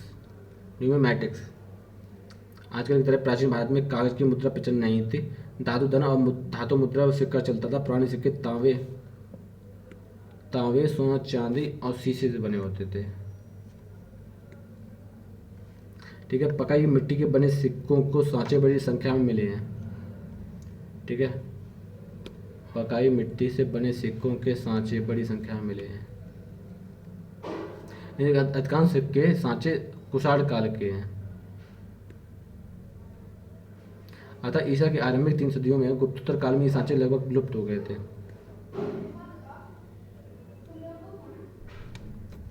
प्राचीन काल में आज जैसी बैंकिंग प्रणाली नहीं थी, इसलिए लोग यहाँ पैसे, मिट्टी और कांसे के बर्तनों में बड़ी हिफाजत से रखा करते हैं, ताकि मुसीबत के दिनों में उस बहुमूल्य निधि का उपयोग कर सकें। ऐसी अनेक विधियाँ जिनमें केवल भारतीय सिक्के हैं, बल्कि रोमन साम्राज्य जैसी, ठीक है, भारतीय सिक्के के साथ साथ रोमन साम्राज्य जैसी विदेशी टकसालों में ढाले गए सिक्के भी मिले हैं। देश के अनेक भागों में मिले हैं। ये निधियाँ अधिकतर कोलकाता,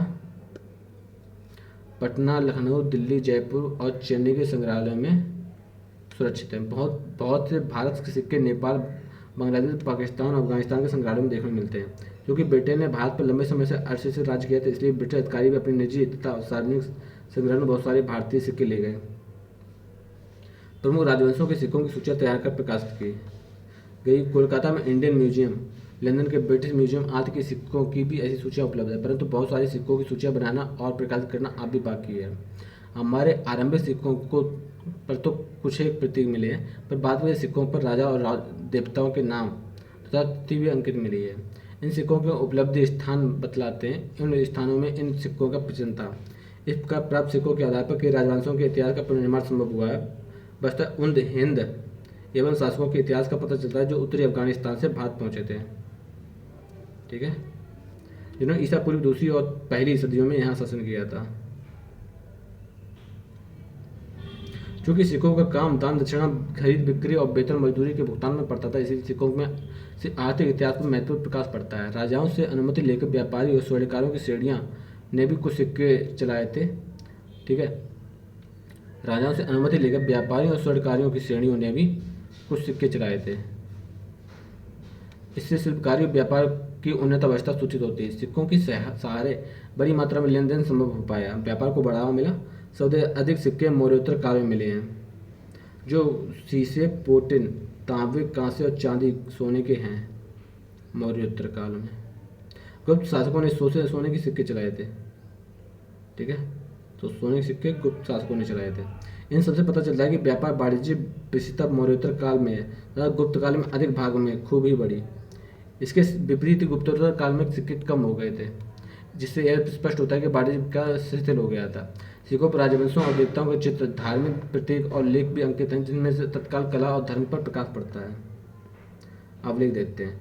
सिक्कों से भी अधिक महत्वपूर्ण अवलेख है, इनके अध्ययन को पुरालेख शास्त्र कहते हैं, ठीक है, एपिग्राफी। इनकी तथा दूसरे पुराने दस्तावेजों की प्राचीन तिथि अध्ययन को पुरालिपि शास्त्र यानी पैलीग्राफी कहते हैं। अवलेख मोहरों, प्रस्तर स्तंभों, चट्टानों, ताम्रपत्रों में मिलते हैं। मंदिरों की दीवारों, ईंटों पर भी, मूर्तियों पर भी मिले हैं। समग्र देश में आरंभिक अवलेख पत्थर के खुदे मिलते हैं, किंतु ईसा के आरंभिक शतकों में इस काम में ताम्रपत्रों का आरंभ हुआ था। यद्यपि तथा पत्थर पर अवलेख खोजने की परिपाटी दक्षिण भारत के व्यापक स्तर पर जारी की गई, ठीक है। दक्षिण भारत में मंदिरों की दीवारों पर स्थायी स्मारकों के रूप में भारी संख्या में अवलेख खोदे गए।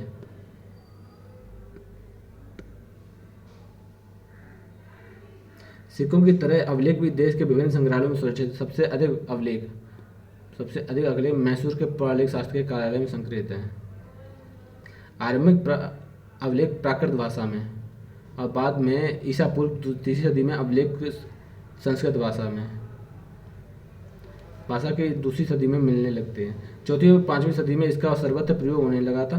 तभी प्राकृत का पूर्णतः समाप्त नहीं होता। अवलेखों में प्रादेशिक भाषाओं का प्रयोग 9वीं से 10वीं सदी में होने लगा था। मौर्योत्तर गुप्तकाल के अधिकांश अवलेख कार्पास इंस्क्रिप्शन इंडिकरम नामक ग्रंथमाला में संकलित है, ठीक है, ये इंपॉर्टेंट है, ठीक है। अधिकांश अवलेख कार्पास इंस्क्रिप्शंस इंडिकेरम नामक ग्रंथमाला में संकलित है, परंतु गुप्तोत्तर काल में अवलेख अभी तक इस प्रकार सुव्यवस्थित रूप से संकलित नहीं हुए हैं। दक्षिण भारत के अवलेखों की स्थानक्रम सूचियाँ प्रकाशित हुई हैं, फिर भी 50,000 से अधिक अवलेख, जिनमें अधिकांश दक्षिण भारत के हैं, ठीक है, प्रकाशन की प्रतीक्षा कर रहे हैं। हड़प्पा संस्कृति के अवलेख अभी तक पढ़े नहीं जा सके हैं। ये संभवतः ऐसी भाव चित्रात्मक लिपि में लिखे गए थे जिन्हें विचारों और वस्तुओं के चित्रों के रूप में व्यक्त किया जाए। अशोक के शिलालेख ब्राह्मी लिपि में है, ठीक है, जो किस में लिखे गए हैं, बाएं से दाएं। उसके कुछ शिलालेख खरोष्ट लिपि में हैं, जो कहाँ से हैं, दाएं से बाएं। लेकिन पश्चिमोत्तर भाग के अलावा भारत के विभिन्न प्रदेशों में ब्राह्मी लिपि का ही प्रचार हुआ है, ठीक है।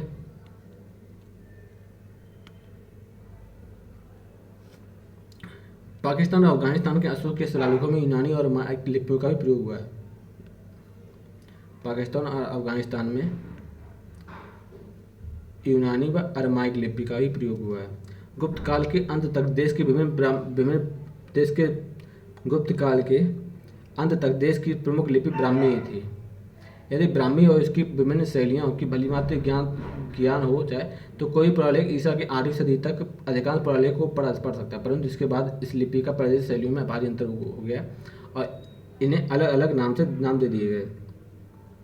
सबसे पुराने अभिलेख हड़प्पा संस्कृति की मोहरों में मिलते हैं।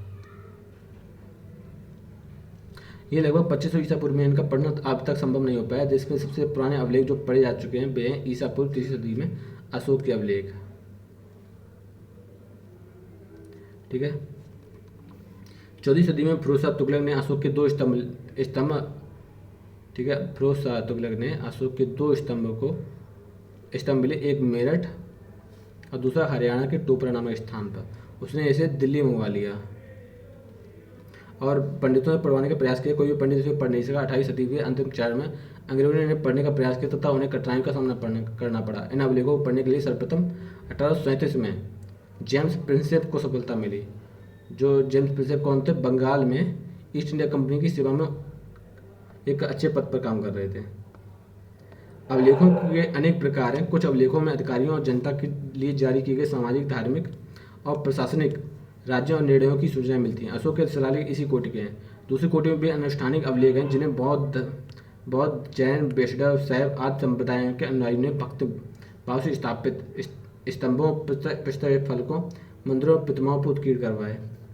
तीसरी कोटि में वे प्रशस्तियाँ आती हैं जिनमें राजाओं और विजेताओं के गुणों की कीर्ति का बखान मिलता है, पर उनकी पराजयों और कमजोरियों का कोई जिक्र नहीं। समुद्रगुप्त का प्रयाग प्रसिद्धि इस कोटि का उदाहरण है। इन सभी के अलावा बहुत सारे ऐसे दान पत्र मिलते हैं जिनमें न केवल राजाओं और राजपूतों द्वारा बल्कि शिल्पियों और व्यापारियों द्वारा भी मुख्यतः धर्मार्थ, पैसा, मवेशी आदि का दान अभिलेखित है। मुख्यतः राजाओं और सामंतों द्वारा दिए किए गए भूमिदान के अभिलेख विशेषतः महत्व के हैं क्योंकि इनमें प्राचीन भारत की व्यवस्था, प्रशासन के बारे में उपयोगी सूचनाएं मिलती हैं। ये अभिलेख अधिकतर ताम्रपत्रों पर उकेरे गए हैं।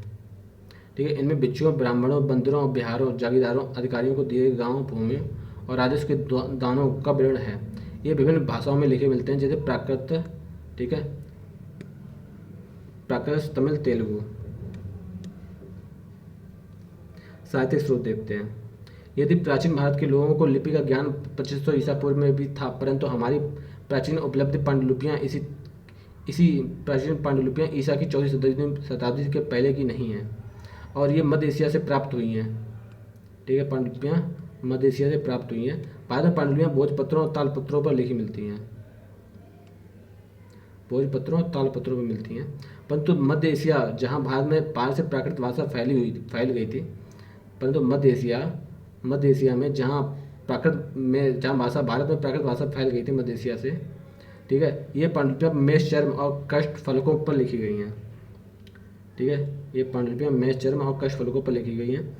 इन्हें हम भले ही अभिलेख कह दें, परंतु ये एक प्रकार की पांडुलिपियाँ हैं। उन दिनों मुद्रण कला का आविष्कार नहीं हुआ था, इसलिए पांडुलिपियाँ मूल्यवान समझी जाती हैं। वैसे तो समूचे भारत में संस्कृत की पुरानी पांडुलिपियाँ मिलती हैं। ठीक है। वैसे समूचे भारत में संस्कृत की पुरानी पांडुलिपियाँ मिलती हैं। ठीक है। परंतु इनमें से अधिकतर दक्षिण भारत, कश्मीर और नेपाल से प्राप्त हुई हैं। आजकल अधिकांश अभिलेख संग्रहालयों में और पांडुलिपियाँ पुस्तकालयों में संचित संरक्षित है। अधिकांश प्राचीन ग्रंथ धार्मिक विषयों पर हैं। हिंदुओं के धार्मिक साहित्य में वेद, रामायण, महापुराण, पुराण आदि आते हैं। यह साहित्य प्राचीन भारत में सामाजिक व सांस्कृतिक स्थिति में काफ़ी प्रकाश डालता है, किंतु देश और काल के संदर्भ में इसका उपयोग बड़ा कठिन हो गया है।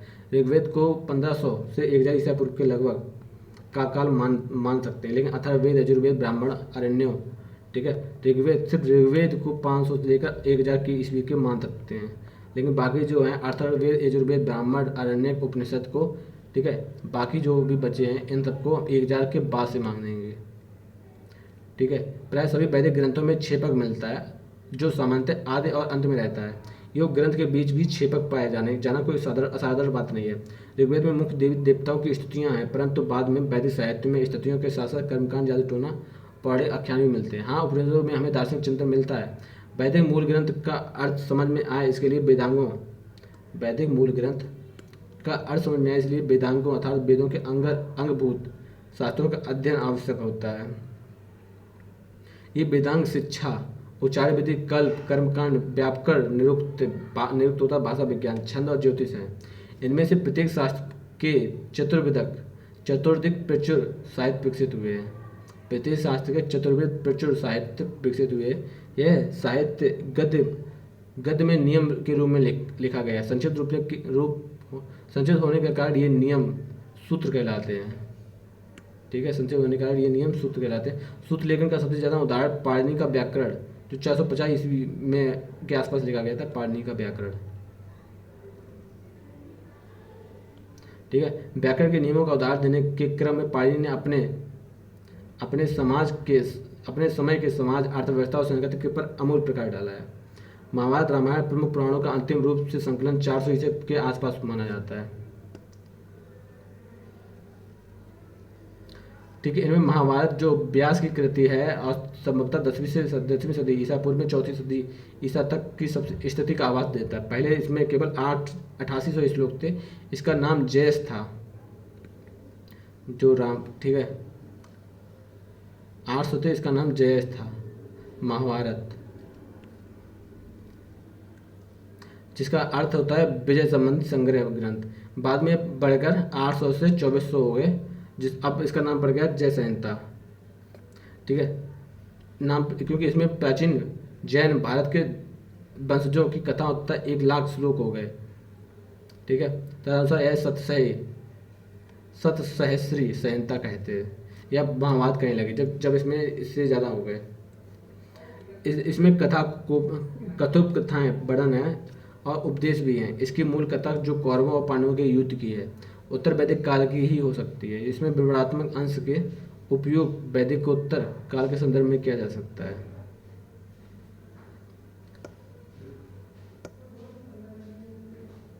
अब इसमें आगे बढ़ते हैं। इसकी मूल कथा जो कौरवों और पांडवों की युद्ध की उत्तर वैदिक काल की हो सकती है। इसे विवरणात्मक अंश का उपयोग वैदिकोत्तर काल के संदर्भ में किया जाता है और उपदेशात्मक अंश का सामान्यतः मौर्योत्तर काल और गुप्त काल के संदर्भ में। इस प्रकार वाल्मीकि रामायण में मुख्यतः 6000 श्लोक थे। वाल्मीकि रामायण में मुख्यतः कितने श्लोक थे? 6000 श्लोक थे, जो बढ़कर 12000 हो गए। ठीक है, जो बढ़कर 12000 श्लोक हो गए। अंतर 24000 श्लोक। यद्यपि यह महाकाव्य महाभारत की अपेक्षा अधिक ठोस है। ठीक है, महाकाव्य की अपेक्षा अधिक ठोस है रामायण का। तथा इसमें कुछ ऐसे उपदेशात्मक भाग हैं जो बाद में जोड़ दिए गए। इसकी रचना संभवतः ईसा पूर्व 5वीं सदी में शुरू हुआ था। तब से यह 5 अवस्थाओं से गुजर चुकी है। ठीक है, इसकी 5वीं अवस्था तो ईसा की 12वीं सदी में आई। मिला जुलाकर इसकी रचना महाभारत के बाद हुई प्रतीत होती है। वैदिक काल के बाद कर्मकांड साहित्य की भरमार मिलती है। राजाओं के द्वारा और 3 उच्च वर्ण धनाढ़ पुरुषों द्वारा अनुष्ठेय सार्वजनिक यज्ञों के विधि विधान श्रुत सूत्रों में दिए गए हैं। इन्हीं में राज्य के कई आडंबरपूर्ण अनुष्ठान भी बढ़ित हैं। इसी तरह जात कर्म जन्माष्ठान नामकरण उपनयन विवाह श्राद्ध आदि घरेलू या पारिवारिक अनुष्ठान की विधि विधान गृह सूत्र में पाया जाता है। ठीक है, श्रुत सूत्र और गृह सूत्र दोनों ईसा से 600 से 300 ईस्वी के माने जाते हैं। यहाँ शुल्ब सूत्र भी उल्लेखनीय है, जिनमें यज्ञवादी का निर्माण के लिए विविध प्रकार के मापों का विधान है। ज्यामिति और गणित का भी अध्ययन वहीं से आरंभ होता है। ज्यामिति और गणित का अध्ययन यहीं से प्रारंभ माना जाता है। जैनियों और बौद्धियों के धार्मिक ग्रंथों में ऐतिहासिक व्यक्तियों और घटनाओं का उल्लेख मिलता है। ठीक है, प्राचीन बौद्ध ग्रंथ पाली भाषा में लिखे गए थे। यह भाषा मगध यानी दक्षिण बिहार में बोली जाती है। ठीक है, इन ग्रंथों को अंततः संकलित तो किया गया श्रीलंका में ईसा पूर्व 2वीं सदी में। इनके धर्म शिक्षात्मक अंश बुद्ध के समय की स्थिति बताते हैं। इन ग्रंथों में हम न केवल बुद्ध के जीवन के बारे में बल्कि उनके समय के मगध, उत्तर बिहार और पूर्वी उत्तर प्रदेश के कई शासकों के बारे में जानकारी मिलती है। बौद्धों के धार्मिक केतर साहित्य में सबसे महत्वपूर्ण और रोचक है गौतम बुद्ध के पुनर्जन्म कथाएं। ठीक है, ऐसे विश्वास था कि गौतम के रूप में जो जन्म लेने से पहले बुद्ध 550 से अधिक पूर्व जन्मों से गुजर चुके थे। इनमें से कई जन्मों में उन्होंने पशु के जीवन पाए थे। पूर्व जन्मों की भी कथाएं जातक कहलाती थी और प्रत्येक कथा एक ही प्रकार की लोक कथा है। ये जातक ईसा पूर्व 5वीं सदी से दूसरी सदी ईसा सन तक की सामाजिक और आर्थिक स्थिति पर बहुमूल्य प्रकाश डालते हैं। प्रसंगवश ये कथाएं बुद्धकालीन राजनीतिक घटनाओं को भी जानकारी देती हैं। ठीक है, जैन ग्रंथों की रचना प्राकृत भाषा में हुई है। ईसा की 6वीं सदी में गुजरात के बल्लवी नगर में इन्हें अंतिम रूप से संकलित किया गया था। फिर भी इन ग्रंथों में ऐसे अनेक अंश हैं जिनके आधार पर हमें महावीरकालीन बिहार, पूर्वी उत्तर प्रदेश के राजनीतिक इतिहास के पुनर्निर्माण में सहायता मिलती है। जैन ग्रंथों में व्यापार और व्यापारियों के उल्लेख बार बार मिलते हैं। उसके बाद देखते हैं लौकिक साहित्य भी प्रचुर मात्रा में उपलब्ध है कि विधि ग्रंथों को उस कोटि में रखा जा सकता है। उन ग्रंथों में धर्मसूत्र, स्मृतियाँ और टीकाएं पड़ती हैं। इन तीनों को मिलाकर धर्मशास्त्र कहा जाता है। धर्मसूत्रों का संकलन 500 से 200 ईसा पूर्व में है। मुख्य स्मृतियाँ ईसा की आरंभिक 6 सदियों में संहिताबद्ध की गई है। इनमें विभिन्न बड़ों, राजाओं और पदाधिकारियों के कर्तव्यों का विधान किया गया है। इनमें संपत्ति की अर्जन, विक्रय, उत्तराधिकार के नियम सहित विवाह का विधान भी दिए गए हैं तथा चोरी, हमला, हत्या, व्यभिचार आदि के लिए दंड विधान किया गया है। कौटिल्य का अर्थशास्त्र, ठीक है, कौटिल्य का अर्थशास्त्र अत्यंत महत्वपूर्ण विधि ग्रंथ है। ये 15 अधिकरणों या खंडों में विभक्त है, जिनमें से दूसरा और तीसरा अधिक पुराना है। लगता है कि इन अधिकरणों की रचना विभिन्न लेखकों ने की है। इस ग्रंथ का वर्तमान रूप ईसवी सन के आरंभ में दिया गया, परंतु इसके प्राचीनतम अंश मौर्यकालीन समाज और अर्थतंत्र की झलक देते हैं। इसमें प्राचीन भारतीय राजतंत्र और अर्थव्यवस्था के अध्ययन के लिए महत्वपूर्ण सामग्री मिलती है। हमें भास, शूद्रक, कालिदास, बाणभट्ट की रचनाएं भी प्राप्त हुई हैं। इनका साहित्यिक मूल्य तो है ही, इनमें लेखकों ने अपने अपने समय की स्थितियों का प्रतिबिंबित भी दिया है। कालिदास ने काव्य और नाटक लिखे हैं, जिनमें सबसे प्रसिद्ध अभिज्ञान शाकुंतलम। इन महान सृजनात्मक कृतियों में गुप्तकालीन उत्तर और मध्य भारत के सामाजिक और सांस्कृतिक जीवन की झलक मिलती है। इन संस्कृत स्रोतों के अलावा कुछ प्राचीनतम तमिल ग्रंथ भी हैं जो संगम साहित्य में संकलित हैं। राजाओं द्वारा संरक्षित विद्या केंद्रों में एकत्र होकर कवियों और भाटों ने 3-4 सदियों में इस साहित्य का सृजन किया था। ऐसी साहित्यिक सभा को संगम कहा जाता है, इसलिए समूचा भारतीय संगम साहित्य के नाम से प्रसिद्ध हो गया। ये समूची साहित्य संगम भारतीय नाम से प्रसिद्ध हो गया। ठीक है, इन कृतियों का संकलन ईसा की आरंभिक 4 सदियों में हुआ है, हालांकि इनका अंतिम संकलन 6ठी शताब्दी में हुआ जाना पड़ता है। संगम साहित्य के पद 30,000 पंक्तियों में मिलते हैं, जो 8 एट्टत्वय के अर्थात संकलनों में विभक्त है। 8 तौक के संकलनों में विभक्त है। पद 100 के समूह में संग्रहित हैं, जिसे पुरानूर यानी कि बाहर के 4 शतक आदि मुख्य समूह 2 हैं। पेटिनेडिकल, पट्टिनेनकील और कड़क्कू यानी 18 निम्न संग्रह। और पत्त पाठ 10 गीत। पहला दूसरे से पुराना माना जाता है, इसलिए लौकिक इतिहास के लिए महत्वपूर्ण समझा जाता है। संगम ग्रंथ बहुस्तरीय है, परंतु संपत्ति, शैली और विषय वस्तु के आधार पर उनका स्तर निर्धारित नहीं किया जा सकता है। जैसा कि आगे बताया गया है कि इनके स्तरों का पता सामाजिक विकास की अवस्थाओं ठीक है, अवस्थाओं के आधार पर लगाया जा सकता है। सामाजिक विकास की अवस्थाओं के आधार पर लगाया जा सकता है। संगम ग्रंथ वैदिक ग्रंथों से खासकर ऋग्वेद से भिन्न प्रकार के हैं। संगम ग्रंथ वैदिक ग्रंथों से खासकर ऋग्वेद से भिन्न प्रकार के हैं।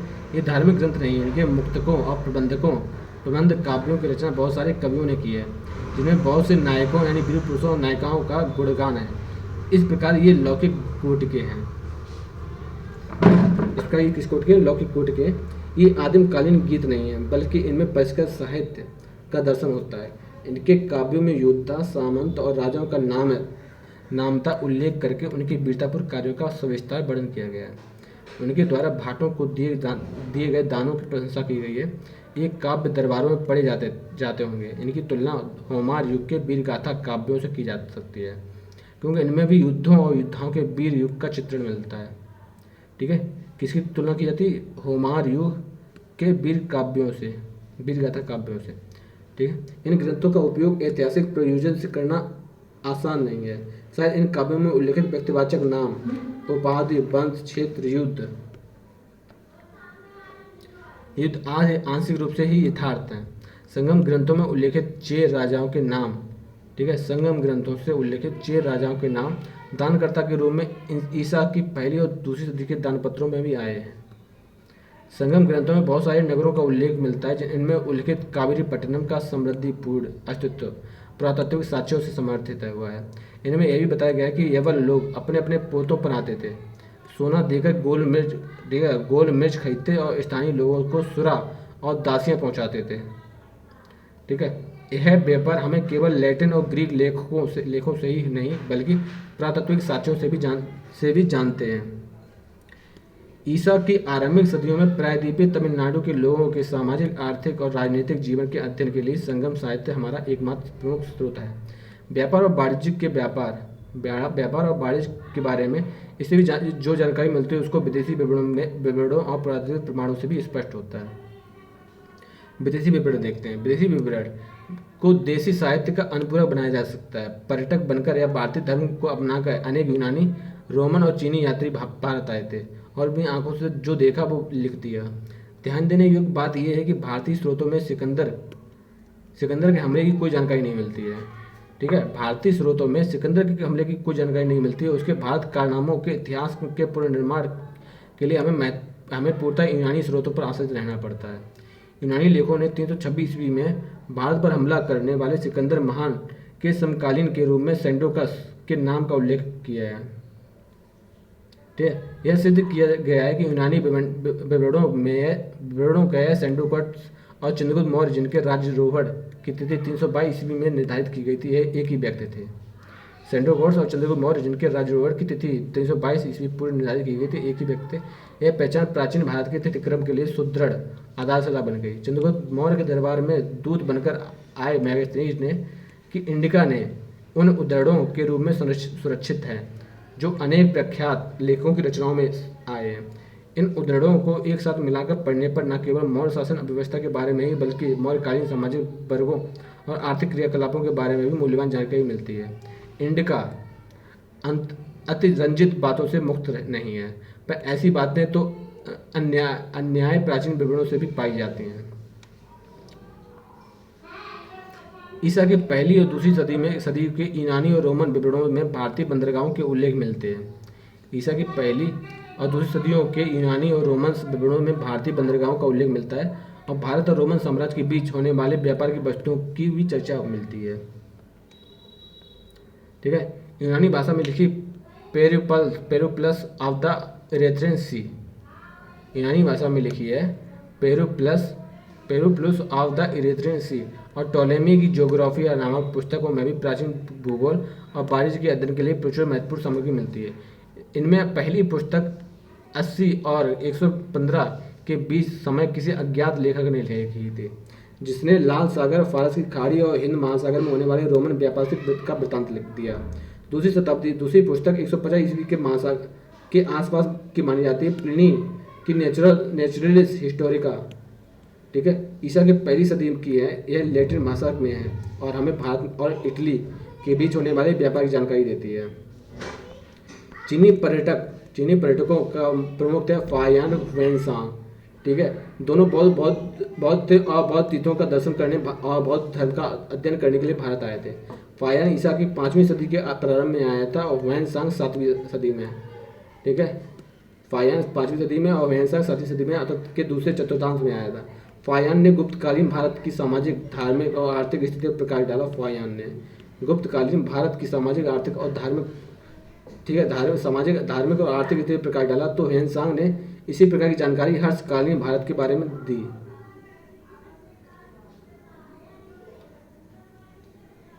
ऐतिहासिक दृष्टि देखते हैं। प्राचीन भारतीयों का आरोप लगाया गया है कि ऐतिहासिक दृष्टि का अभाव था। प्राचीन भारतीयों पर आरोप लगाया गया है कि उनमें ऐतिहासिक दृष्टि का अभाव था। यह तो स्पष्ट होता है कि उन्होंने वैसा इतिहास नहीं लिखा जैसा आजकल लिखा जाता है और न वैसा ही लिखा जैसा यूनानियों ने लिखा। फिर भी हमें पुराणों में एक प्रकार का इतिहास अवश्य मिलता है। पुराणों की संख्या 18 है और 18 पारंपरिक पद हैं।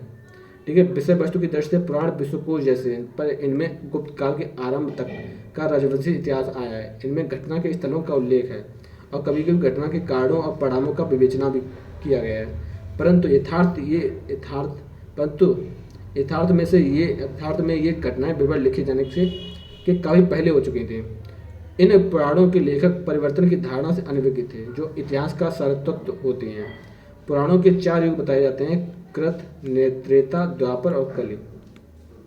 ठीक है, कृत, त्रेता, द्वापर और कलि। इनमें हर युग अपने पिछले युग से घटिया बताया गया है।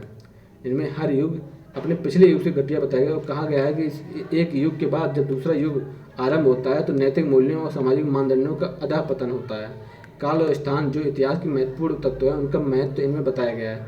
महाभारत के शांति पूर्व में कहा गया है कि देश और काल के बदलने से अधर्म धर्म हो जाता है।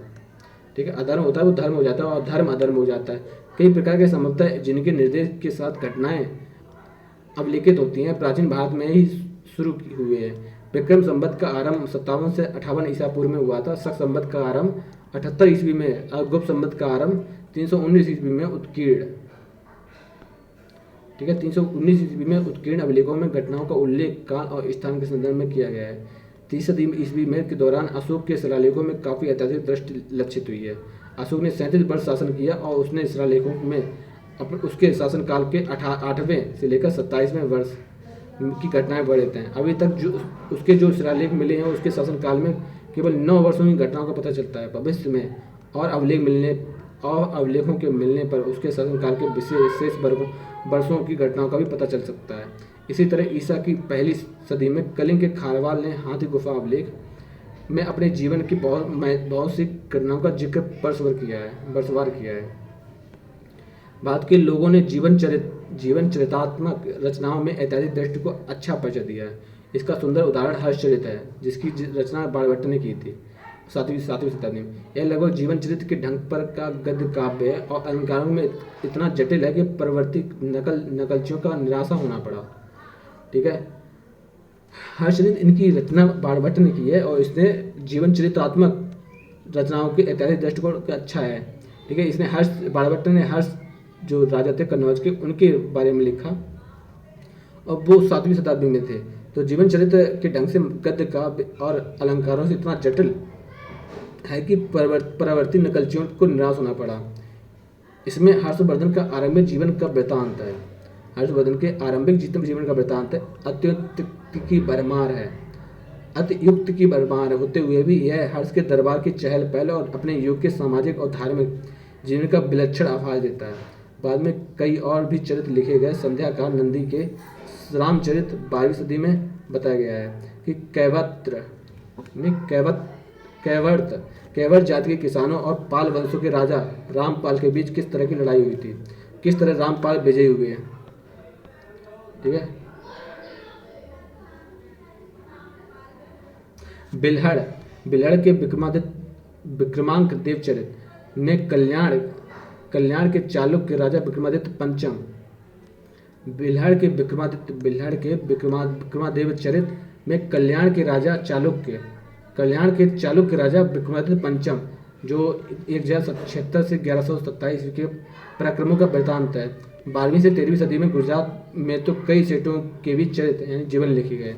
इस तरह की ऐतिहासिक रचनाएं दक्षिण भारत में भी हुई होंगी, लेकिन अभी तक ऐसा एक ही वृत्तांत प्रकाश में आया है इसका नाम मूसिक वंश है।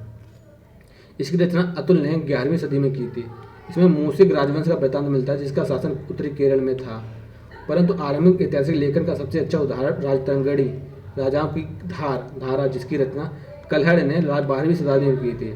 यह कश्मीर के राजाओं के चरित्रों का संग्रह। दरअसल यह पहली कृति है जिसमें आज के अर्थ में इतिहास के बहुत कुछ लक्षण विद्यमान हैं।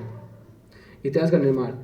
अब तक प्रागैतिहासिक और ऐतिहासिक दोनों तरह के बहुत सारे पुरातत्वों की खुदाई और छानबीन की जा चुकी है, परंतु प्राचीन इतिहास की मुख्य धारा में उसके परिणामों का स्थान नहीं मिल पाया। भारत में सामाजिक विकास किन किन अवस्थाओं से गुजरा है इसका बोध तब तक नहीं हो सकता है जब तक प्रागैतिहासिक पुरातत्व के परिणामों को ध्यान नहीं दिया जाएगा। ऐतिहासिक कालीन पुरातत्व भी उतना ही महत्वपूर्ण है, यद्यपि प्राचीन इतिहास के काल के 150 से अधिक पुरातत्वों की खुदाई हो चुकी है।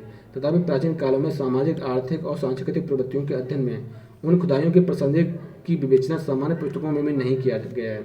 यह काम परम आवश्यक है। प्राचीन भारत के नगरीय इतिहास के संदर्भ में तो यह भी और भी जरूरी है। अब तक अधिकांशतः बौद्ध और कुछ एक ब्राह्मणिक स्थलों के में तो रेखांकित किए गए, किंतु यह आवश्यक है कि धार्मिक इतिहास के अध्ययन में आर्थिक और सामाजिक पक्षों पर ध्यान दिया जाए। प्राचीन इतिहास अभी तक मुख्यतः देशी और विदेशी साहित्यिक स्रोतों के आधार पर ही रचा गया है। सिक्कों और अभिलेखों की कुछ भूमिका अवश्य रही है, किंतु अधिक महत्व ग्रंथों को ही दिया गया है। अब नए तरीकों का भी ध्यान देना है। हमें एक और वैदिक युग और दूसरी ओर चित्रित दूसरे मृदुवान PGW और अन्य पुरातात्विक सामग्री के बीच पारस्परिक संबंध स्थापित करना है।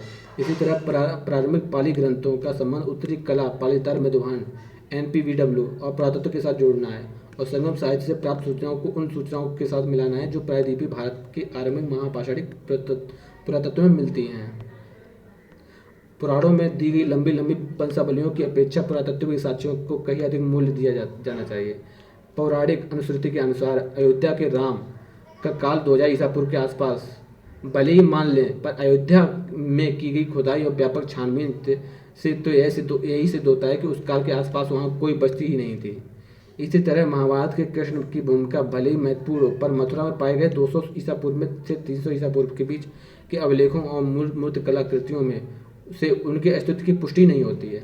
इस तरह की कठिनाइयों के कारण महाभारत और रामायण के आधार पर कल्पित महाकाव्य युग एपिक एज की धारणा त्यागनी होगी। हालांकि अतीत में प्राचीन भारत पर लिखी गई लगभग सभी सर्वेक्षण पुस्तकों में इस एक का अध्याय बनाया गया है। अवश्य रामायण और महाभारत दोनों ही सामाजिक विकास के विभिन्न चरण ढूंढे जा सकते हैं। ठीक है, इसका कारण है कि ये महाकाव्य सामाजिक विकास की किसी एक अवस्था की द्योतक नहीं है। इनमें अनेक बार परिवर्तन हुए हैं, जैसा कि इस अध्याय में पहले बताया जा चुका है। कई लोगों की उपेक्षा अब यह कहकर की जाती रही है कि उनका ऐतिहासिक मूल्य नाम मात्र है। ऐतिहासिक मूल्य का अर्थ होता है ऐतिहासिक मूल्य का अर्थ यह मान लिया गया है कि ऐसी जानकारी जो राजनीतिक इतिहास में पुनर्निर्माण के लिए अपेक्षित हो। पौराणिक अनुसूतियों की अपेक्षा अभिलेख निश्चित ही अधिक विश्वसनीय है। जैसे अनुसूतियों का सहारा सातवाहनों के आरंभ को पीछे ढकेलने में लिया जाता है, जबकि अभिलेखीय आधार पर उनका आरंभ काल ईसा पूर्व पहली सदी है। अभिलेखों में किसी राजा का शासनकाल, उसकी विजय और उसका राज्य विस्तार ये बातें मिल सकती हैं, पर साथ ही राजतंत्र, समाज और अर्थतंत्र और धर्म के विकास की प्रवृत्तियाँ भी दिखाई देती हैं। इसलिए प्रस्तुत पुस्तक में अभिलेखों का सहारा केवल राजनीतिक और धार्मिक इतिहास के प्रसंग में ही नहीं लिया गया है। अभिलेखीय अनुदान पत्रों का महत्व केवल वंशावलियों और विजयावलियों के लिए नहीं, बल्कि और भी विशेष रूप से ऐसी जानकारी के लिए है कि किन किन नए राज्यों का उदय हुआ और सामाजिक तथा भूमि व्यवस्था में विशेषता गुप्तोत्तर काल में क्या क्या परिवर्तन हुए। इसी तरह सिक्कों का सहारा केवल हिंद यवन, शकों और सातवाहनों और कुषाणों के इतिहास में पुनर्निर्माण के लिए ही नहीं लेना है, बल्कि व्यापार नगरीय जीवन के इतिहास की झलक पाने के लिए भी लिया जाना आवश्यक है। सारांश है कि इतिहास निर्माण के लिए ग्रंथों, सिक्कों, अभिलेखों, पुरातत्वों आदि से निकली सारी सामग्रियों को ध्यान से संकलन होना परमावश्यक बताया जा चुका है। इसमें विभिन्न स्रोतों के अपेक्षित महत्व की समस्याएं खड़ी होती हैं। जैसे सिक्के, अभिलेख और पुरातत्व उन मिथक से अधिक मूल्यवान है जो हमें रामायण, महाभारत और पुराणों से मिलते हैं।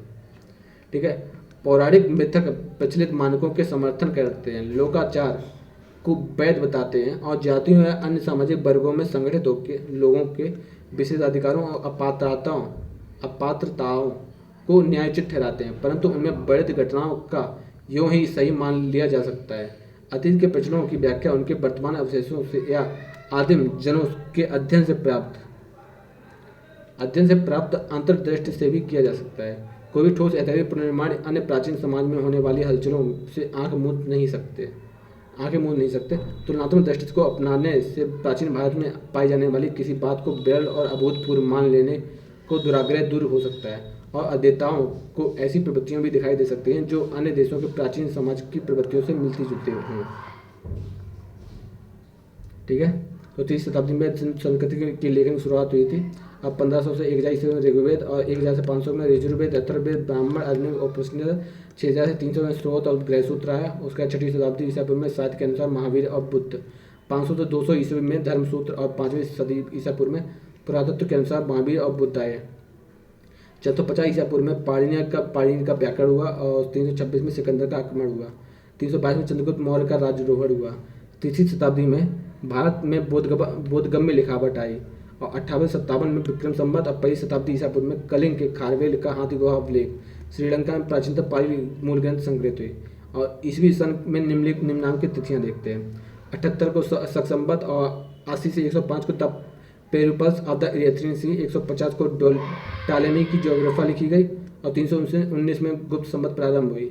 400 में महाभारत, रामायण और प्रमुख पुराणों का अंतिम रूप संकलन हुआ।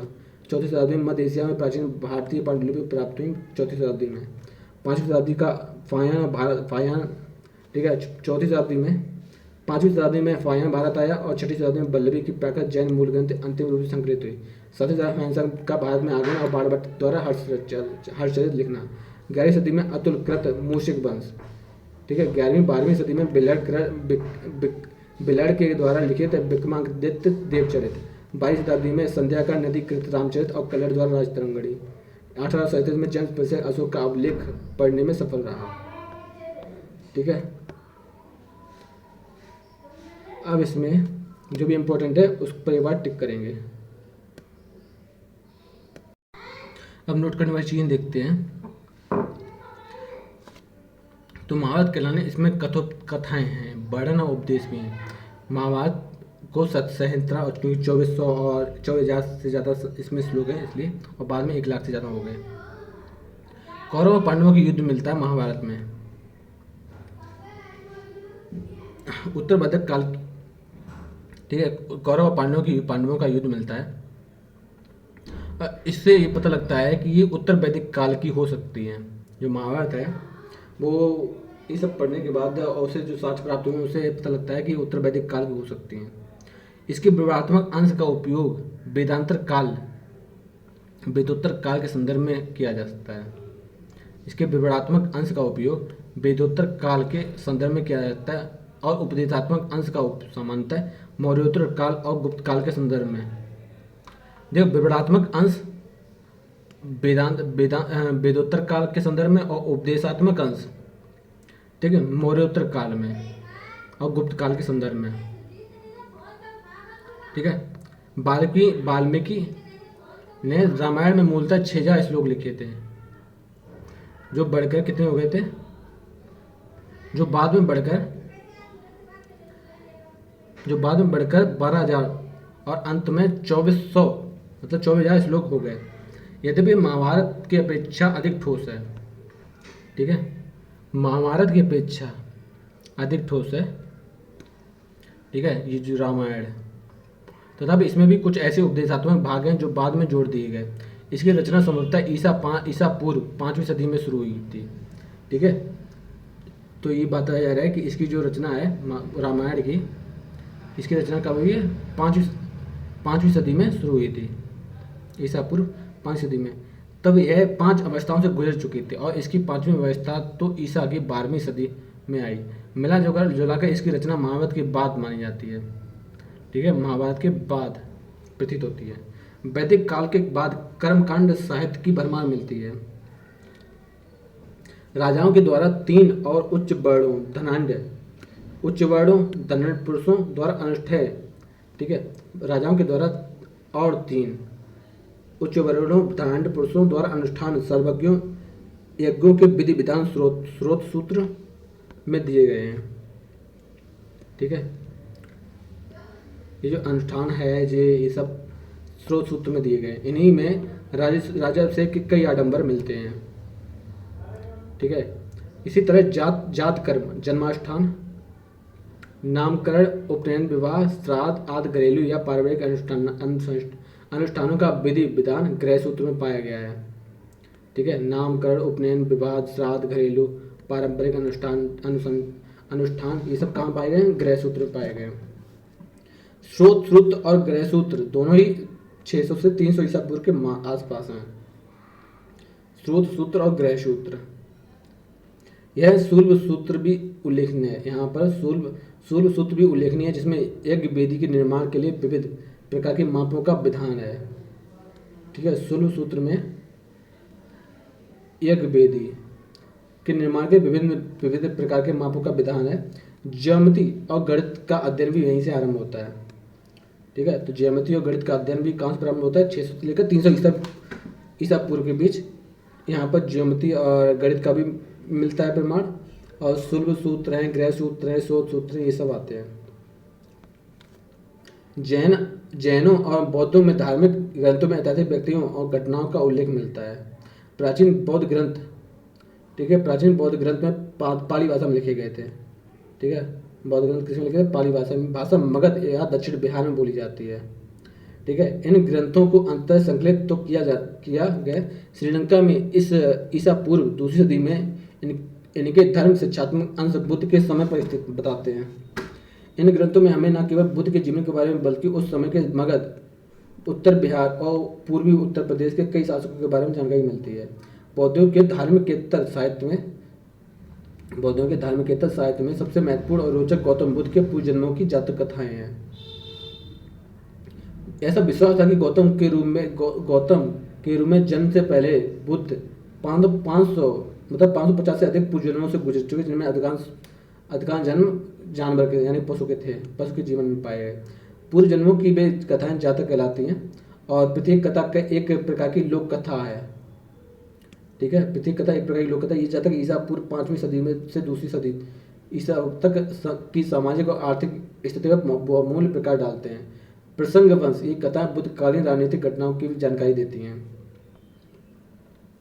ठीक है। जैन ग्रंथों की रचना प्राकृत भाषा में हुई है। इस ईसा की 6ठी सदी में गुजरात के बल्लभी नगर में इन्हें अंतिम रूप से संकलित किया गया था। फिर भी इन ग्रंथों में एक ऐसे अनेक अंश हैं जिनके आधार पर हम महावीरकालीन बिहार और उत्तर प्रदेश के राजनीतिक इतिहास का पुनर्निर्माण में सहायता मिलती है। जैन ग्रंथों में व्यापार और व्यापारियों के उल्लेख बार बार मिलते हैं। लौकिक साहित्य भी प्रचुर मात्रा में उपलब्ध है। वैदिक ग्रंथों को उसी कोटि में रखा जा सकता है। उन ग्रंथों में धर्म सूत्र, स्मृतियां और टीकाएं पढ़ते हैं। इन तीनों को मिलाकर धर्मशास्त्र कहा जाता है। धर्म सूत्रों का संकलन 500 से 200 ईसा पूर्व हुआ है। मुख्य स्मृतियां ईसा की आरंभिक 6 सदियों तक संहिताबद्ध की गई हैं। इनमें विभिन्न वर्णों, राजाओं और पदाधिकारियों के कर्तव्यों का विधान है। इनमें संपत्ति का आयोजन, विक्रय और उत्तराधिकार के नियम सहित विवाह के विधान भी दिए गए हैं। चोरी, हमला, हत्या, व्यभिचारी आदि के लिए दंड का विधान भी दिया गया है। कौटिल्य का अर्थशास्त्र अत्यंत महत्वपूर्ण विधि ग्रंथ है। यह 15 अधिकरणों या खंडों में विभक्त है। ठीक है। किसमें कितने खंडों में विभक्त है? 15 अधिकरणों या खंडों में विभक्त है, जिनमें दूसरा और तीसरा अधिक पुराना है। ठीक है। दूसरा और तीसरा अधिक पुराना। लगता है कि अधिकरणों की रचना विभिन्न लेखकों ने की थी।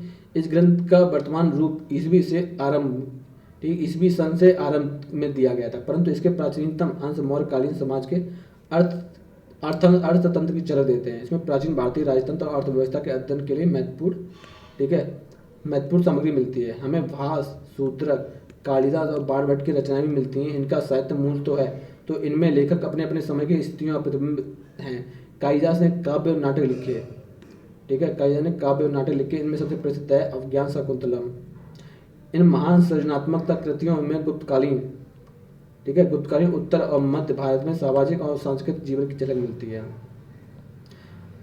इन संस्कृत स्रोतों के अलावा कुछ प्राचीन तमिल ग्रंथ भी मिले हैं। ठीक है। जो संगम साहित्य के बारे में बताते हैं। राजाओं द्वारा संरक्षित विद्या केंद्रों में एकत्र होकर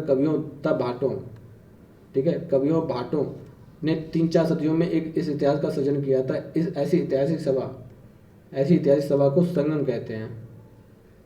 इसलिए समूचा साहित्य संगम साहित्य के नाम से जाना जाता है। इन कृतियों का संकलन ईसा के आरंभिक 4 सदियों में हुआ था, हालांकि इनका अंतिम संकलन 6ठी शताब्दी में हुआ। संगम साहित्य में कुल 30,000 पद पंक्तियां मिलते हैं, जो 8 एट्टैक के अर्थात संकलनों में विभक्त है। पद 100 समूह में विभक्त है। ठीक है। और जिसे पुरानूर, 12 के 4 शतक आदि समूह, मुख्य समूह 2 तो पैटनिकल कुड़ुक्कू और पतपाट, निकल कुड़ुक्कू, जैसे 18 निम्न संग्रह और पतपाट 10 गीत पहला दूसरे से पुराना माना जाता है। ठीक है। इसमें लौकिक इतिहास के महत्वपूर्ण समझा जाता है। संगम ग्रंथ बहुस्तरीय है, परंतु संप्रति शैली और विषय वस्तु के आधार पर उनका स्तर निर्धारण नहीं किया जा सकता है। जैसे कि आगे बताया गया है कि इनके स्तरों का पता सामाजिक विकास की अवस्थाओं के आधार पर ही लगाया जा सकता है। संगम ग्रंथ वैदिक ग्रंथों से खासकर ऋग्वेद से भिन्न प्रकार के हैं। ठीक है। संगम ग्रंथ वैदिक ग्रंथों से खासकर ऋग्वेद से भिन्न प्रकार के हैं। ये धार्मिक ग्रंथ नहीं है। इनके मुक्तकों और प्रबंध काव्यों की रचना बहुत सारे कवियों ने की है, जिनमें बहुत सारे नायकों, वीर पुरुषों और नायिकाओं का गुणगान है। इस प्रकार ये लौकिक कोटि के हैं। ये आदिमकालीन गीत नहीं है, बल्कि इन्हें परिष्कृत साहित्य का दर्शन होता है। अनेक काव्यों में योद्धा, सामंत और राजा का नामतः उल्लेख करके उनकी वीरतापूर्ण कार्यों का सविस्तार वर्णन किया गया है।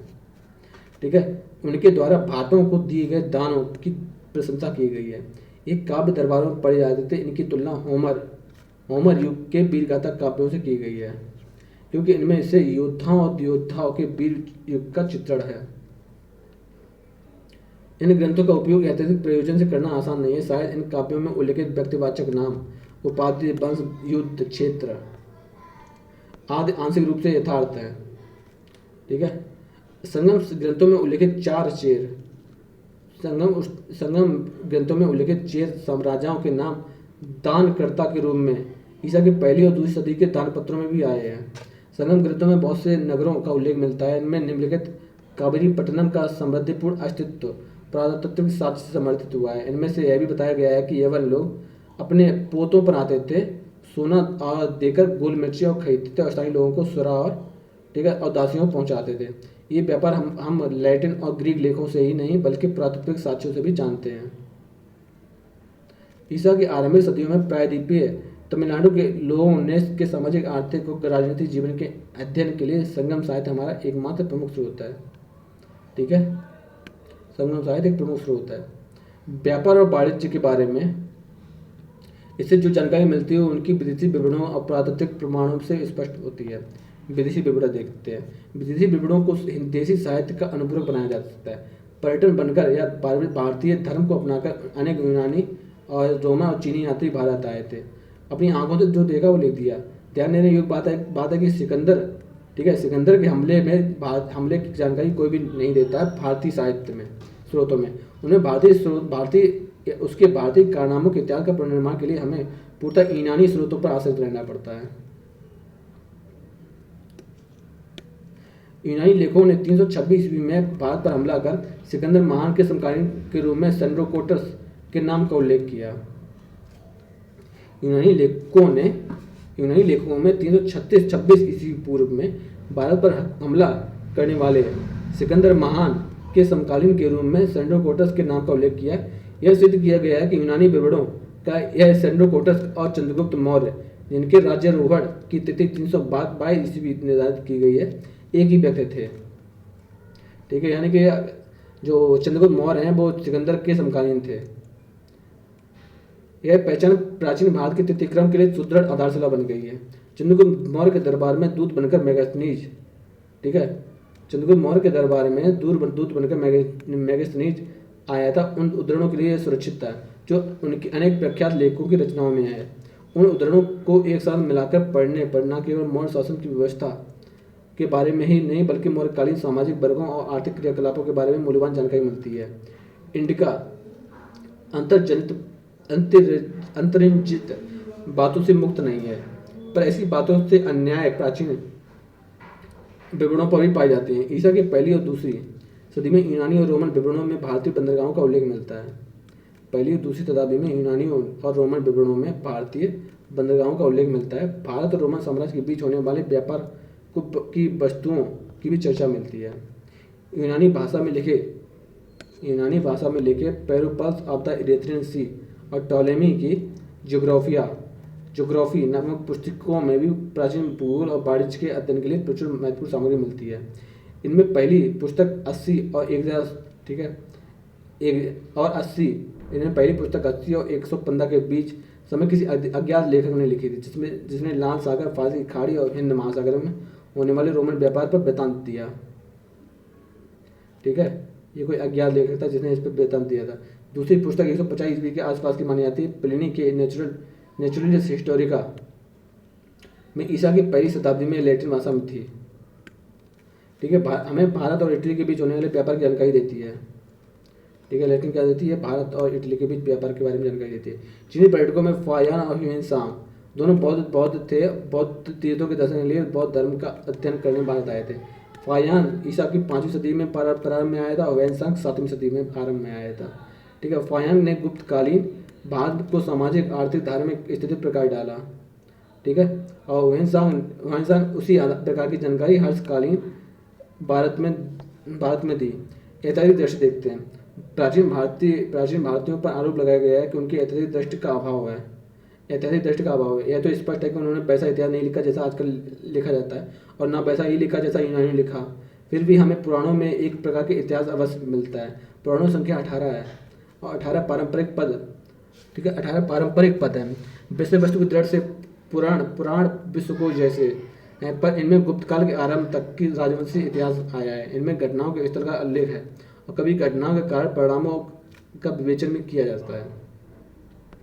ठीक है, परंतु यथार्थ में ये घटनाएं विवरण लिखे जाने से काफ़ी पहले हो चुकी थी। इन पुराणों के लेखक परिवर्तन की धारणा से अनभिज्ञ थे, जो इतिहास का सार तो होते थे। ठीक है, इन पुराणों के लेखक परिवर्तन की धारणाओं से अनभिज्ञ थे। ठीक है, जो इतिहास के सातत्य होती हैं। पुराणों में 4 युग बताए गए हैं, ठीक है, कृत, त्रेता युग, द्वापर युग और कलयुग, ठीक है। इनमें हर युग अपने से पहले युग से ज़्यादा घटिया बताया जाता है। एक युग के बाद जब दूसरा युग आता है तब नैतिक मूल्यों और सामाजिक मानदंडों का आधा पतन होता है। काल और स्थान जो इतिहास के महत्वपूर्ण तत्व हैं उनका महत्व इनमें बताया गया है कि महाभारत के शांति महाभारत को के शांति पर्व में कहा गया है कि देश और काल के बदलने पर धर्म अधर्म हो जाएगा और धर्म धर्म हो जाएगा। कई प्रकार के संबंध जिनके निर्देश के साथ घटनाएं अवलिखित होती हैं प्राचीन भारत से ही शुरू होती हैं। विक्रम संवत का आरंभ, ठीक है, विक्रम संवत का आरंभ, ठीक है, अब 57 से 58 ईसा पूर्व माना जाता है और शक संवत का आरंभ 78 ईसा पूर्व और गुप्त संवत का आरंभ 319 ईसा पूर्व, ठीक है। ईसा पूर्व क्यों, ईसा में उत्कीर्ण अभिलेखों में घटनाओं का उल्लेख काल और स्थान के संदर्भ में किया गया है। 30 शताब्दी ईसा पूर्व के दौरान अशोक के शिलालेखों में काफ़ी 30 शताब्दी के दौरान अशोक के शिलालेखों में काफ़ी ऐतिहासिक दृष्टि लक्षित है। अशोक ने 37 वर्षों तक शासन किया। उसके शिलालेखों में उसके शासनकाल में 8वें से लेकर 27 वर्ष तक घटनाएं बढ़े थे। अभी तक उसके जो शिलालेख मिले उसके शासनकाल में 9 वर्षों की घटनाओं का पता चलता है, ठीक है। भविष्य में और अभिलेखों के मिलने पर उसके शासनकाल में शेष वर्षों की घटनाओं का भी पता चल सकता है। इसी तरह ईसा की पहली सदी में कलिंग युद्ध, ठीक है, ईसा की पहली शताब्दी में कलिंग युग के खारवेल के हाथी गुफा अवलेख कलिंग के खारवेल में नए हाथी गुफा अवलेख में अपने जीवन भौतिक घटनाओं का जिक्र बरसवर किया है। भारत के लोगों ने जीवन चरितात्मक रचनाओं की ऐतिहासिक दृष्टि का अच्छा परिचय दिया। उसका सुंदर विवरण हर्ष चरित्र है, ठीक है, जीवन चरितात्मक, ठीक है, जिसकी रचना किसने की थी, बाणभट्ट ने की थी, 7वीं सदी में की थी। यह लगभग जीवन चरित्र के ढंग का महाकाव्य है, ठीक है। गद्य काव्य और अलंकारों में इतना जटिल है कि प्रवर्तित नकलचियों को निराश होना पड़ा। इसमें हर्षवर्धन के आरंभिक जीवन, ठीक है, आरंभिक जीवन का वृत्तांत लिखा गया। अत्यंत भरमार होते हुए भी यह हर्ष के दरबार में चहल पहल और अपने युग के सामाजिक धार्मिक जीवन में विलक्षण आवाज देता था। बाद में कई और चरित्र लिखे गए। संध्याकर नदी के समचरित में बताया गया है कि कैवुर्त जाति को किसानों और पाल वंश के राजा रामपाल के बीच किस तरह लड़ाई हुई थी। कैवुर्त जाति के किसानों और पाल राजा रामपाल के बीच कैसी लड़ाई हुई थी, किस तरह रामपाल विजय हुए, ठीक है। बिलड़ के विक्रम देव चरित में कल्याण के चालुक्य राजा विक्रमादित्य पंचम 1036 से 1127 के पराक्रमों का वृत्तांत है।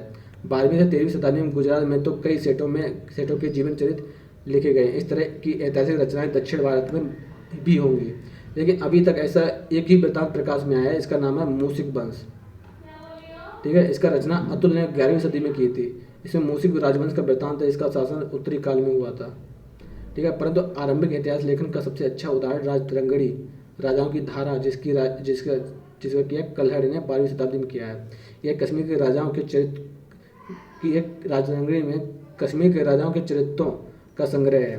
दरअसल यह पहली कृति है जिसमें आज की अर्थ में इतिहास के बहुत कुछ लक्षण विद्यमान है। इतिहास का निर्माण। अब तक प्रागैतिहासिक काल ऐतिहासिक दोनों तरह के बहुत सारे पुरास्थलों की खुदाई और छानबीन की जा चुकी है, परंतु प्राचीन भारतीय इतिहास का मुख्य धारा उसके परिणामों के स्थान नहीं मिल पाया। भारत में सामाजिक विकास किन किन अवस्थाओं से गुजरा इसका बोध अब तक नहीं हो पाया है। जब तक प्रागैतिहासिक पुराणों के परिणामों की ओर ध्यान नहीं दिया जाएगा, ऐतिहासिक कालीन पुरातत्व भी उतने ही महत्वपूर्ण है, ठीक है। यद्यपि प्राचीन इतिहास के काल को 150 से अधिक पुरास्थलों की खुदाई हो चुकी है। प्राचीन कालों में सामाजिक, आर्थिक और सांस्कृतिक प्रवृत्तियों के अध्ययन में उन खुदाइयों के प्रासंगिक का विवेचन सामान्य पुस्तकों में नहीं किया गया है। यह काम परम आवश्यक है। प्राचीन भारत के नगरीय इतिहास के संदर्भ में यह तो बहुत ही जरूरी है। अब तक अधिकांश बौद्ध और कुछ ब्राह्मणिक स्थलों के महत्व रेखांकित किए गए, किंतु यह आवश्यक है कि धार्मिक इतिहास के अध्ययन में आर्थिक और सामाजिक पक्षों को ध्यान में दिया जाए। प्राचीन इतिहास अभी तक मुख्यतः देशी और विदेशी साहित्यों के स्रोत पर आधारित रचा गया है, ठीक है। प्राचीन इतिहास अभी तक देशी और विदेशी साहित्यों के इतिहास पर ही रचा गया है। सिक्कों अभिलेखों की कुछ भूमिका अवश्य रही है, लेकिन अधिक महत्व ग्रंथों को ही दिया गया है। अब तक नए नए तरीकों की ओर ध्यान देना हमें एक वैदिक युग और दूसरी ओर चित्र दूसरे मृदुभान एक वैदिक दूसरी ओर चित्र दूसरे मृदुभान OPGW तथा अन्य पुरातात्विक सामग्रियों के बीच पारस्परिक संबंध स्थापित करना है। इस तरह प्रारंभिक पाली ग्रंथों का संबंध उत्तर कला पालीदार मृदुभान, ठीक है, NBW और पुरातत्व के साथ जोड़ना होगा। संगम साहित्य से प्राप्त सूचनाओं को उन सूचनाओं के साथ मिलाना है जो प्रायद्वीपीय भारत के आर्य में महापाषाणिक पुरातत्व में मिलती हैं। ठीक है, आगे देखते हैं। पुराणों में दी गई लंबी लंबी वंशावलियों की अपेक्षा पुरातात्विक साक्ष्यों को कहीं अधिक मूल्य दिया जाना चाहिए। पौराणिक अनुश्रुतियों के अनुसार अयोध्या, ठीक है, पौराणिक अनुश्रुतियों के अनुसार अयोध्या के राम को का काल 2000 ईसा पूर्व के आसपास भले ही मान लिया जाए, पर अयोध्या में की गई खुदाई या व्यापक छानबीन से यह कहीं सिद्ध नहीं होता है कि उस काल में के आसपास वहाँ कोई बस्ती थी। ठीक है, इसी तरह महाभारत में कृष्ण की भूमिका भले ही महत्वपूर्ण हो, पर मथुरा में पाए गए 200 से 300 ईसा पूर्व के बीच में अवलेखों अमूर्त कलाकृतियों से अस्तित्व की स्पष्ट पुष्टि नहीं होती है।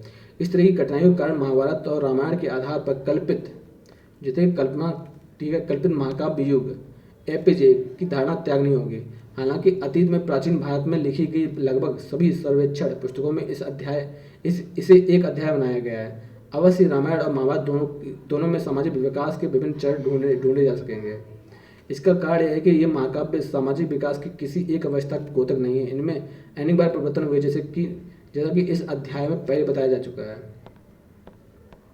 कई अवलेखों की उपेक्षा अब तक यह कहकर की जाती थी कि उनका ऐतिहासिक मूल्य नाम मात्र का है। ऐतिहासिक मूल्य का अर्थ यह मान लिया गया है कि ऐसी कोई जानकारी जो राजनीतिक इतिहास के पुनर्निर्माण के लिए अपेक्षित है। पौराणिक अनुश्रुतियों की अपेक्षा अवलेख निश्चित ही अधिक विश्वसनीय है। जैसा अनुश्रुति का सहारा सातवाहनों के आरंभ को पीछे ढकेलने में लिया जाता है। ठीक है, सातवाहनों के आरंभ को पीछे ढकेलने में लिया जाता है, जबकि अवलेखी आधार पर उनका आरंभ काल ईसा पूर्व पहली सदी में अवलेखों में किसी राजा का शासनकाल है, उसकी विजय और उसका राज्य स्तर में बातें मिल सकती हैं, पर साथ ही राजतंत्र, समाज, अर्थतंत्र और धर्म के विकास की प्रवृत्तियां भी दिखाई दे सकती हैं। इसे प्रस्तुत पुस्तक में अवलेखों का सहारा केवल राजनीतिक और धार्मिक इतिहास के प्रसंग में ही नहीं लिया जा सकता। अभिलेखनीय दानपत्रों का महत्व केवल वंशावलियों और विजयावलियों के लिए नहीं, बल्कि और भी विशेष रूप से ऐसी जानकारी के लिए है किन किन राज्यों का उदय हुआ था। सामाजिक और भूमि व्यवस्था में बेहतर गुप्तोत्तर काल में क्या क्या परिवर्तन हुए। इसी तरह सिक्कों का सहारा केवल हिंद यवन और शकों, सतवाहनों और कुषाणों के इतिहास का पुनर्निर्माण के लिए नहीं है, बल्कि व्यापार और नगरीय जीवन के इतिहास की झलक पाने के लिए भी लिया जाता है। सारांश यह है कि इतिहास निर्माण के लिए ग्रंथों, सिक्कों, अभिलेखों, पुरातत्व आदि से निकली सारी सामग्री का ध्यान में संकलन होना आवश्यक है। बताया जा चुका है कि इसमें विभिन्न स्रोतों की अपेक्षित महत्व की समस्याएं खड़ी हो सकती हैं, जैसे सिक्के और अभिलेख। ठीक है, जैसे सिक्के अभिलेख पुरातत्व उन मिथक से अधिक मूल्यवान है जो हमें रामायण, महाभारत और पुराणों से मिलते हैं। पौराणिक मिथक प्रचलित मानकों का समर्थन करते हैं, लोकाचार को वैध बनाते हैं, जातियों या अन्य सामाजिक वर्गों में संगठित लोगों को विशेषाधिकार और अपात्रताओं को न्यायोचित ठहराते हैं, परंतु उनमें बढ़ित घटनाओं का यूं ही सही नहीं मान लिया जा सकता है। ठीक है, अतीत के प्रचलनों की व्याख्या उनके वर्तमान अवशेषों से या आदिम जनों के अध्ययन से प्राप्त अंतर्दृष्टि से की जा सकती है। कोई भी ठोस ऐतिहासिक पुनर्निर्माण अन्य प्राचीन समाजों में होने वाले हलचल से आंखें मूंद नहीं सकता है। तुलनात्मक दृष्टि को अपनाने से प्राचीन भारत में पाई जाने वाली किसी बात को विरल या अभूतपूर्व मान लेने का दुराग्रह दूर हो सकता है और अध्येताओं को ऐसी प्रवृत्तियों में दिखाई दे सकता है जो अन्य देशों के प्राचीन समाज की प्रवृत्तियों में मिलती जुलती हैं। और ये तो आप देख ही चुके हो, फिर से देख लो।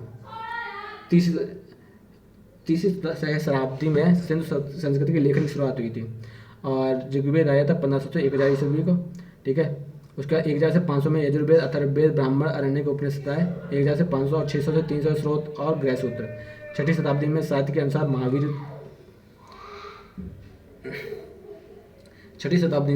ईसा पूर्व में साहित्य के अनुसार महावीर और बुद्ध का जन्म मिलता है। 500 से 200 में धर्म सूत्र और 5वीं शताब्दी में पुरातत्व के अनुसार महावीर और बुद्ध। 450 ईसा पूर्व में पाणिनि ने व्याकरण लिखा। 300 में सिकंदर का आक्रमण हुआ। 322 में चंद्रगुप्त मौर्य का राजगुरुवर हुआ। 3वीं शताब्दी में भारत में बोधगम्य लिखावट आई और 58 शताब्दी में विक्रम संवत और पहली शताब्दी में कलिंग के खारवेल का आदिगो अभिलेख श्रीलंका में प्राचीन पाली मूल ग्रंथ संकलित हुआ। अब कुछ देखते हैं तिथियाँ। 78 को संवत और 80 से 150 को द पेरिप्लस ऑफ द इरेथ्रियन सी, 150 को टालिमी ने ज्योग्राफी लिखा थी और 319 को गुप्त संवत प्रारंभ हुई थी और 400 में महाभारत रामायण मुख्य पुराणों का अंतिम रूप संकलित हुआ था। चौथी शताब्दी में मध्य एशिया में प्राचीनतम भारतीय पांडुलिपियाँ प्राप्त हुई। 5वीं शताब्दी में फायान भारत आया। 6ठी शताब्दी में वल्लभी के में प्राकृत जैन मूल ग्रंथ अंतिम रूप से संकलित हुई थी। 7वीं में हुएनसांग का भारत में आगमन बागड़भट्ट कृत हर्षचरित। 11वीं शताब्दी में अतुलकृत मूषिक वंश। 11वीं से 12वीं शताब्दी में बिल्हड़ कृत विक्रमादित्य चरित और 22वीं शताब्दी में संध्या नदी कृत रामचरित, कल्याण कृत राजतंगड़ी। और 1870 में जेम्स प्रेसम ने अवलेखों को पढ़ने का प्रयास किया था और वो सफल हुए थे। तो आज के लिए इतना ही बहुत है। अब नेक्स्ट क्लास अगले दिन पढ़ेंगे चैप्टर 4।